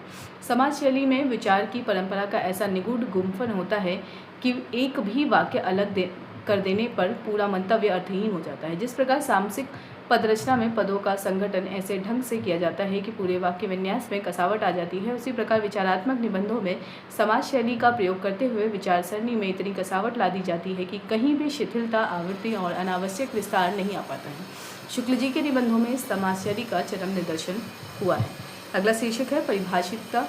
आचार्य शुक्ल की शैली में एक प्रकार की पारिभाषिकता भी है। उन्हें समझने के लिए भारतीय एवं पाश्चात्य काव्यशास्त्र, न्याय दर्शन और मनोविज्ञान के सैकड़ों शब्दों की जानकारी अपेक्षित है। उनके निबंधों में स्थल स्थल पर ज्ञात्री पक्ष, शेय पक्ष, गत्यात्मक, निष्क्रिय, प्रत्ययवाद, वृत्ति चक्र, प्रत्यय, इच्छा, प्रवृत्ति, आप्तोपलब्ध, शास्त्र, स्थिति संपादन, पानकर संन्याय, कर्स न्याय, अविवीक्षित, अभिहितान्वयवादी आदि पारिभाषिक शब्दों का प्रयोग हुआ है।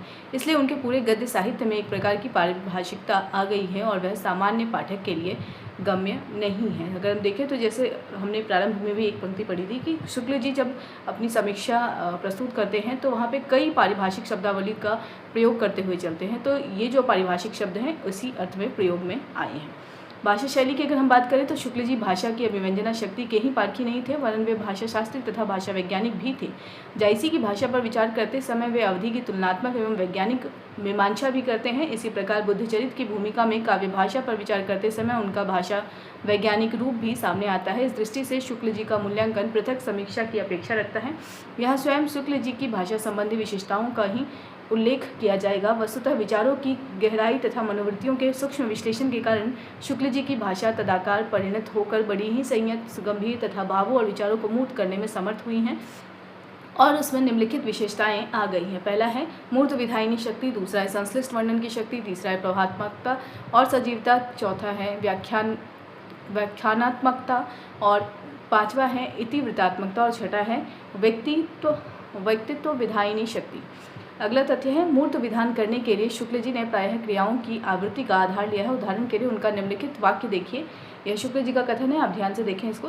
ऐसी उच्च मनोभूमि की प्राप्ति जिसमें अपने दोषों को झुक झुक कर देखने की ही नहीं, उठा उठा कर देखने की भी प्रवृत्ति होती है, ऐसी नहीं जिसे कोई कहे कि यह कौन बड़ी बात है। कहना ना होगा कि क्रियापदों की आवृत्ति से कार्य व्यापार का मूर्त रूप सामने आ जाता है। ठीक है, तो यह कथन आपके लिए महत्वपूर्ण इस अर्थ में है कि यह कथन पूछा जा सकता है कि किसने कहा है या किसने लिखा है। अगला तथ्य है संश्लिष्ट वर्णन के लिए शुक्ल जी ने समास बहुल तत्सम भाषा तथा व्यावहारिक और चलती भाषा दोनों का प्रयोग किया है। समास बहुल तत्सम भाषा का एक सुंदर नमूना देखिए।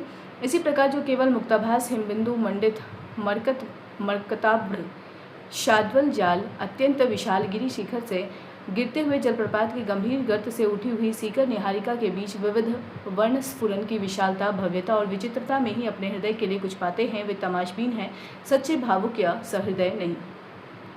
अगला तथ्य है प्रभावात्मकता और सजीवता लाने के लिए शुक्ल जी ने कहीं क्रियापद को वाक्य के बीच में रख दिया है, कहीं तुकदार वाक्यों का प्रयोग किया है और कहीं अत्यंत छोटे छोटे वाक्यों में यदि और तो के प्रयोग द्वारा उतार चढ़ाव लाने की चेष्टा की है। प्रत्येक का एक एक उदाहरण अप्रासंगिक ना होगा। अगला है तुकदार वाक्य की अगर हम बात करें तो इधर हम हाथ जोड़ेंगे, उधर वे हाथ छोड़ेंगे। दूसरा है क्रियापद का वाक्य के मध्य में प्रयोग कवियों को आकर्षित करने वाली गोप जीवन की सबसे बड़ी विशेषता है। प्रकृति के विस्तृत क्षेत्र में विचरण करने के लिए सबसे अधिक अवकाश। ठीक है, तो क्रियापद का वाक्य के मध्य में प्रयोग ये एक इनकी विशेषता है और इसको इस उद्धरण के रूप में समझा जा सकता है। यदि और तो की नियोजना अगर देखनी है तो इस कथन के माध्यम से देखा जा सकता है। जैसे उन्होंने लिखा है, यदि कहीं सौंदर्य है तो प्रफुल्लता, शक्ति है तो प्रणति, शील है तो हर्षपुलक, गुण है तो आदर, पाप है तो घृणा, अत्याचार है तो क्रोध, अलौकिकता है तो दीनता, तुलसी के हृदय में बिंब प्रतिबिंब भाव से विद्यमान है। ये कथन बहुत बार पूछा गया है और इस कथन के रचनाकार या फिर जो इसको लिखा है वो शुक्ल जी ने लिखा है। अगला तथ्य है शुक्ल जी की भाषा में व्याख्यानात्मकता यानी वक्तृता की शैली भी कहीं कहीं आ गई है। उदाहरण के लिए काव्य में रहस्यवाद से एक उदाहरण देखिए। ठीक है, आपके लिए इम्पॉर्टेंट है यह रचना और इससे उद्धृत यह पंक्ति। यह नवीनता नहीं है, अपने स्वरूप का घोर अज्ञान है, अपनी शक्ति का घोर अविश्वास है, अपनी बुद्धि और उद्भावना का घोर आलस्य है, पराक्रांत हृदय का घोर नैराश्य है, कहाँ तक कहीं घोर साहित्यिक गुलामी है। अगला तथ्य है आधुनिक शहरी वैज्ञानिक इस वैशिष्ट्य को वाक्य समानांतरता कहना चाहेंगे। वस्तुतः यह समानांतरता वक्ता या विषय प्रतिपादक के आक्रोश और क्षोभ का ही परिणाम है। अगला है इतिवृत्तात्मक शैली में प्रायः वृत्त उपस्थित किया जाता है। शुक्ल जी ने पद्मावत की कथा प्रस्तुत करने में इसी शैली का प्रयोग किया है। वाक्य सरल, सुबोध और छोटे छोटे हैं, शब्द प्रायः तद्भव और बोलचाल के हैं। अन्यत्र भी शुक्ल जी ने इस शैली का आवश्यकता अनुसार प्रयोग किया है। अगला तथ्य है शुक्ल जी की भाषा की सबसे बड़ी विशेषता उसकी व्यक्तित्व विधायिनी शक्ति है। शुक्ल जी के व्यक्तित्व की प्रमुख विशेषताएं हैं गंभीरता, दृढ़ता, भावुकता, नैतिकता तथा हास्य और व्यंग। इन सभी की समानुपातिक अभिव्यक्ति शुक्ल जी की भाषा में स्पष्ट लक्षित होती है। गंभीरता तो शुक्ल जी की भाषा में सर्वत्र है, उसे उद्धारित करने की आवश्यकता नहीं है। शुक्ल जी की नैतिक जीवन दृष्टि के कारण ही भाषा में संयम और शालीनता आ गई है। उनके व्यक्तित्व की दृढ़ता ने वाक्य योजना में अपूर्व बल ला दिया है। उनका अपनी मान्यताओं पर अखंड विश्वास था। उन्हें पकड़कर वे अविचल दृढ़ स्तंभ की तरह स्थित हो जाते हैं और युग की प्रबल विरोधी मान्यताओं के प्रवाह में भी अडिग भाव से खड़े रहते हैं। उनकी यह अडिगता भाषा में भी साकार हो गई है। दो एक उदाहरण देखिए। जायसी ग्रंथावली में वो लिखते हैं, पद्मिनी क्या सचमुच सिंघल की थी? पद्मिनी सिंघल की हो नहीं सकती। दूसरा है काव्य में रहस्यवाद में लिखते हैं, वह हमें अपनी दृष्टि से दूसरे देशों के साहित्य को देखना होगा, दूसरे देशों की दृष्टि से अपने साहित्य को नहीं। शुक्ल जी के व्यक्तित्व में भावुकता का स्थान विज्ञापन की वस्तु नहीं है। उनकी व्यावहारिक आलोचनाओं में मार्मिक एवं भावपूर्ण स्थलों की विशद व्याख्या ही उसका अकाट्य प्रमाण है। स्थल स्तर पर उनकी यह भावुकता उनकी गंभीर भाषा के बीच में फूट पड़ी है। उदाहरण स्वरूप पर हम देखें तो उन्होंने लिखा है, उस पुण्य समाज के प्रभाव से चित्रकूट की रमणीयता में पवित्रता भी मिल गई है। उस समाज के भीतर नीति, स्नेह, शील, विनय, त्याग आदि के संघर्ष से जो धर्म ज्योति फूटी है, उससे आसपास का सारा प्रदेश जगमगा उठा। उसकी मधुर स्मृति से आज भी वहाँ की वनस्थली परम पवित्र है। अगला है, शुक्ल जी का हास्य मर्यादित है और उनका व्यंग अमोघ। हास्य प्रधान शैली में भी वे वस्तुगत विशेषताओं को नहीं भूलते हैं। वे हास्य का प्रयोग वहीं करते हैं जहाँ प्रतिपाद्य विषय की वस्तुगत विशेषता गंभीर विचार सूत्रों द्वारा उतनी सफाई के साथ प्रभावोत्पादक ढंग से नहीं व्यक्त हो सकती है। रानी केतकी की कहानी के शैली वैशिष्ट्य के विषय में आप कहते हैं, अपनी कहानी का आरंभ ही इन्होंने इंशाअल्लाह खां ने इस ढंग से किया है कि जैसे लखनऊ के भांड घोड़ा कुदाते हुए महफिल में आते हैं। ठीक है, तो यहाँ पे अगर हम देखें तो रानी केतकी की कहानी के संदर्भ में शुक्ल जी का भी कथन आपके लिए महत्वपूर्ण हो जाता है। रानी केतकी की कहानी इंशाअल्लाह खां की कहानी है और इस कहानी के संदर्भ में वो कहते हैं कि अपनी कहानी का आरंभ ही इंशाअल्लाह खां ने इस ढंग से किया है कि जैसे लखनऊ के भांड घोड़ा कुदाते हुए महफिल में आते हैं। अगला जो तथ्य है वो है, शुक्ल जी के उपर्युक्त हास्य में सत्यता का अंश कम नहीं है। इसका पूर्ण अनुभव उन्हीं को हो सकता है जिन्होंने रानी केतकी की कहानी पढ़ी है। शुक्ल जी का व्यंग अमोघ है। वह प्रतिपक्षी के मर्म पर सीधे आघात करता है, साथ ही हास्य की सृष्टि में भी सहायक होता है। हाँ, अपने व्यंगों में भी साहित्य के उच्च धरातल से वे नीचे नहीं उतरते हैं। दो एक उदाहरण उपर्युक्त कथन की स्पष्टता में सहायक होंगे। वो लिखते हैं, ऐसी जगमगाती विद्वंत मंडली के बीच मेरा कर्तव्य केवल अपने दोनों कान खुले रखने का था, ना कि मुंह खोलने का। ठीक है, तो एक व्यंग्यपूर्ण अगर हम देखें कि शैली जो है शुक्ल जी की वो दिखाई देती है इन कथनों में। पहले मैं प्रत्येक का स्वरूप समझने का प्रयत्न करूँगा, फिर अपने साहित्य में उसके विकास पर कुछ निवेदन करूँगा। प्रकाश डालना तो मुझे आता नहीं। इंदौर वाले भाषण में वो कहते हैं, बुद्धचरित की भूमिका में वो लिखते हैं, सुनते हैं आजकल बिहार वाले भी भाषा निर्णय के उद्योग में हैं और क्रियापदों से लिंग भेद का झंझट उठवाना चाहते हैं। हिंदी रचना प्रणाली पर पुस्तकें भी बिहार ही में अधिक छपती हैं। एक दिन एक पुस्तक मैंने उठाई, आरंभ में ही लक्षणा के उदाहरण में मिला, तुम गधा हो, तुम गधा हो। मैंने आकाश से लक्ष्य बंधवा वाक्य को ठीक तौर से दोहरा कर पुस्तक रख दी। आचार्य रामचंद्र शुक्ल, शिवनाथ M.A। ठीक है, तो अगर हम देखें तो इन्होंने इस पुस्तक के विषय में भी यहाँ कहा है। शुक्ल जी के इन व्यंगों को समझने के लिए भी बुद्धि चाहिए और काव्यशास्त्रीय परंपराओं का ज्ञान भी। अब हम इनकी सामान्य विशेषताओं की अगर हम बात करें तो पहला है, शुक्ल जी का भाषा विषयक दृष्टिकोण व्यापक एवं उदार था, इसलिए आवश्यकता अनुसार उसकी समृद्धि के लिए उन्होंने अंग्रेजी, तत्सम, तद्भव, देशज तथा अरबी, फारसी सभी प्रकार के शब्दों का प्रयोग किया। शुक्ल जी ने लोकोक्तियों और मुहावरों का यथास्थान उचित प्रयोग किया है। अगला है, उन्हें अपनी भाषा की जातीय प्रवृत्ति का बड़ा ध्यान था। एवं अंग्रेजी से लिए गए प्रयोगों को उन्होंने ज्यों का त्यों अनुदित करके ग्रहण नहीं किया। अगला है, कहीं कहीं आपने अपने निबंधों में अमूर्त भावों को मूर्त मानकर लाक्षणिक प्रयोग किया है, जैसे प्रेम दूसरों की आँखों नहीं देखता, अपनी आँखों देखता है। अगला है, विषय प्रतिपादन के क्रम में आपने आवश्यकतानुसार काव्यात्मक एवं कलात्मक भाषा का भी प्रयोग किया है। वस्तुतः शुक्ल जी का संपूर्ण व्यक्तित्व उनकी भाषा शैली में मूर्त हो गया है। उनका समूचा कृतित्व ही उनके व्यक्तित्व का विकास मात्र है। शुक्ल जी के अद्वितीय एवं महिमामय व्यक्तित्व के विषय में पंडित हजारी प्रसाद द्विवेदी के कुछ वाक्यों को उद्धृत करके हम प्रस्तुत प्रसंग को समाप्त करेंगे। हजारी प्रसाद द्विवेदी ने लिखा है, आचार्य रामचंद्र शुक्ल हिंदी के गौरव थे। समीक्षा क्षेत्र में उनका कोई प्रतिद्वंदी न था, न उनके जीवन काल में था, न अब कोई उनका समकक्ष आलोचक है। आचार्य शब्द ऐसे ही कर्ता साहित्यकारों के योग्य हैं। पंडित रामचंद्र शुक्ल सच्चे अर्थों में आचार्य थे। तो ये आचार्य रामचंद्र शुक्ल जो उपाधि के संदर्भ में जो विवेचना यहाँ प्रस्तुत की गई है वो किनके द्वारा है? हजारी प्रसाद द्विवेदी के द्वारा है। ठीक है, तो ये कथन आपके लिए महत्वपूर्ण हो जाता है। आखिरी टॉपिक है ये आचार्य शुक्ल की गद्य कृतियाँ। अगर हम इतिहास की बात करें तो इन्होंने लिखा है हिंदी साहित्य का इतिहास 1929 में। अब अगर हम व्यवहारिक आलोचना ग्रंथ की बात करें तो इनकी जायसी है, तुलसी और सूरदास है। जायसी, जो जायसी ग्रंथावली की भूमिका है इन्होंने लिखी है 1924 में। तुलसीदास, तुलसी ग्रंथावली की भूमिका इन्होंने लिखी है 1923 में। सूरदास पर भ्रमर गीत सार की भूमिका इन्होंने लिखी है 1924 में। सैद्धांतिक समालोचना की अगर हम बात करें तो रसमीमांसा लिखी है इन्होंने, और यह मृत्यु के बाद प्रकाशित हुई है 1949 में। निबंध की अगर हम बात करें तो निबंध इनके 4 संकलन में है, जैसे चिंतामणि इनका निबंध संकलन है और इसके 4 भाग हैं। पहला भाग 1 जो है वो 1939 में हुआ है, इसके संपादक या लेखक स्वयं शुक्ल जी हैं। चिंतामणि भाग 2 मृत्यु के बाद प्रकाशित हुई है, 1945 का है। चिंतामणि भाग 3 मृत्यु के बाद प्रकाशित हुई है, 1983 में है और इसके संपादक कौन है? डॉक्टर नामवर सिंह। चिंतामणि भाग 4 मृत्यु के बाद है और 2004 में यह संपादित हुआ है। इसके जो संपादक है वो कुसुम चतुर्वेदी और डॉक्टर ओम प्रकाश सिंह हैं। तो आपके लिए यह जो निबंध वाला जो पोर्शन है, यह प्रश्न बहुत बार पूछा जाता है। अगला है अनुवाद। अगर हम देखें तो शशांक उपन्यास जो है, इसका इन्होंने उपन्यास का अनुवाद प्रस्तुत किया था और यह उपन्यास बांग्ला का उपन्यास है। विश्व प्रपंच अंग्रेजी का उपन्यास है और इसे अनुवादित किया है शुक्ल जी ने। आदर्श जीवन, यह भी अंग्रेजी का उपन्यास था और इसको अनुवाद किया है शुक्ल जी ने। राज्य प्रबंध शिक्षा अंग्रेजी का ही उपन्यास था, इसको अनुवाद के रूप में इन्होंने प्रस्तुत किया है। मेगास्थनीज का भारतीय वर्षीय वर्णन, यह रचना भी अंग्रेजी उपन्यास के अनुवाद के रूप में है। कल्पना का आनंद, यह भी अंग्रेजी उपन्यास के अनुवाद के अर्थ में है। स्फुट अनुवाद अगर हम देखें तो यह अंग्रेजी से ही लिए गए हैं। नोट में अगर हम देखें तो अब आचार्य रामचंद्र शुक्ल ग्रंथावली 8 खंडों में प्रकाशित हो गई है, जिसके संपादक डॉक्टर ओम प्रकाश सिंह हैं। ठीक है, अगर प्रश्न पूछा जाए रामचंद्र शुक्ल ग्रंथावली के संपादक कौन है, तो उत्तर क्या होगा? डॉक्टर ओम प्रकाश सिंह। कितने खंडों में है यह ग्रंथावली? तो 8 खंडों में। ठीक है, तो यहाँ तक हमारा जो आचार्य शुक्ल वाला टॉपिक है वो कंप्लीट हो जाता है। नेक्स्ट जो टॉपिक होगा वो प्रेमचंद से संबंधित होगा और फिलहाल इस वीडियो को यहीं पे एंड करते हैं। वीडियो को एंड तक देखने के लिए थैंक यू सो मच।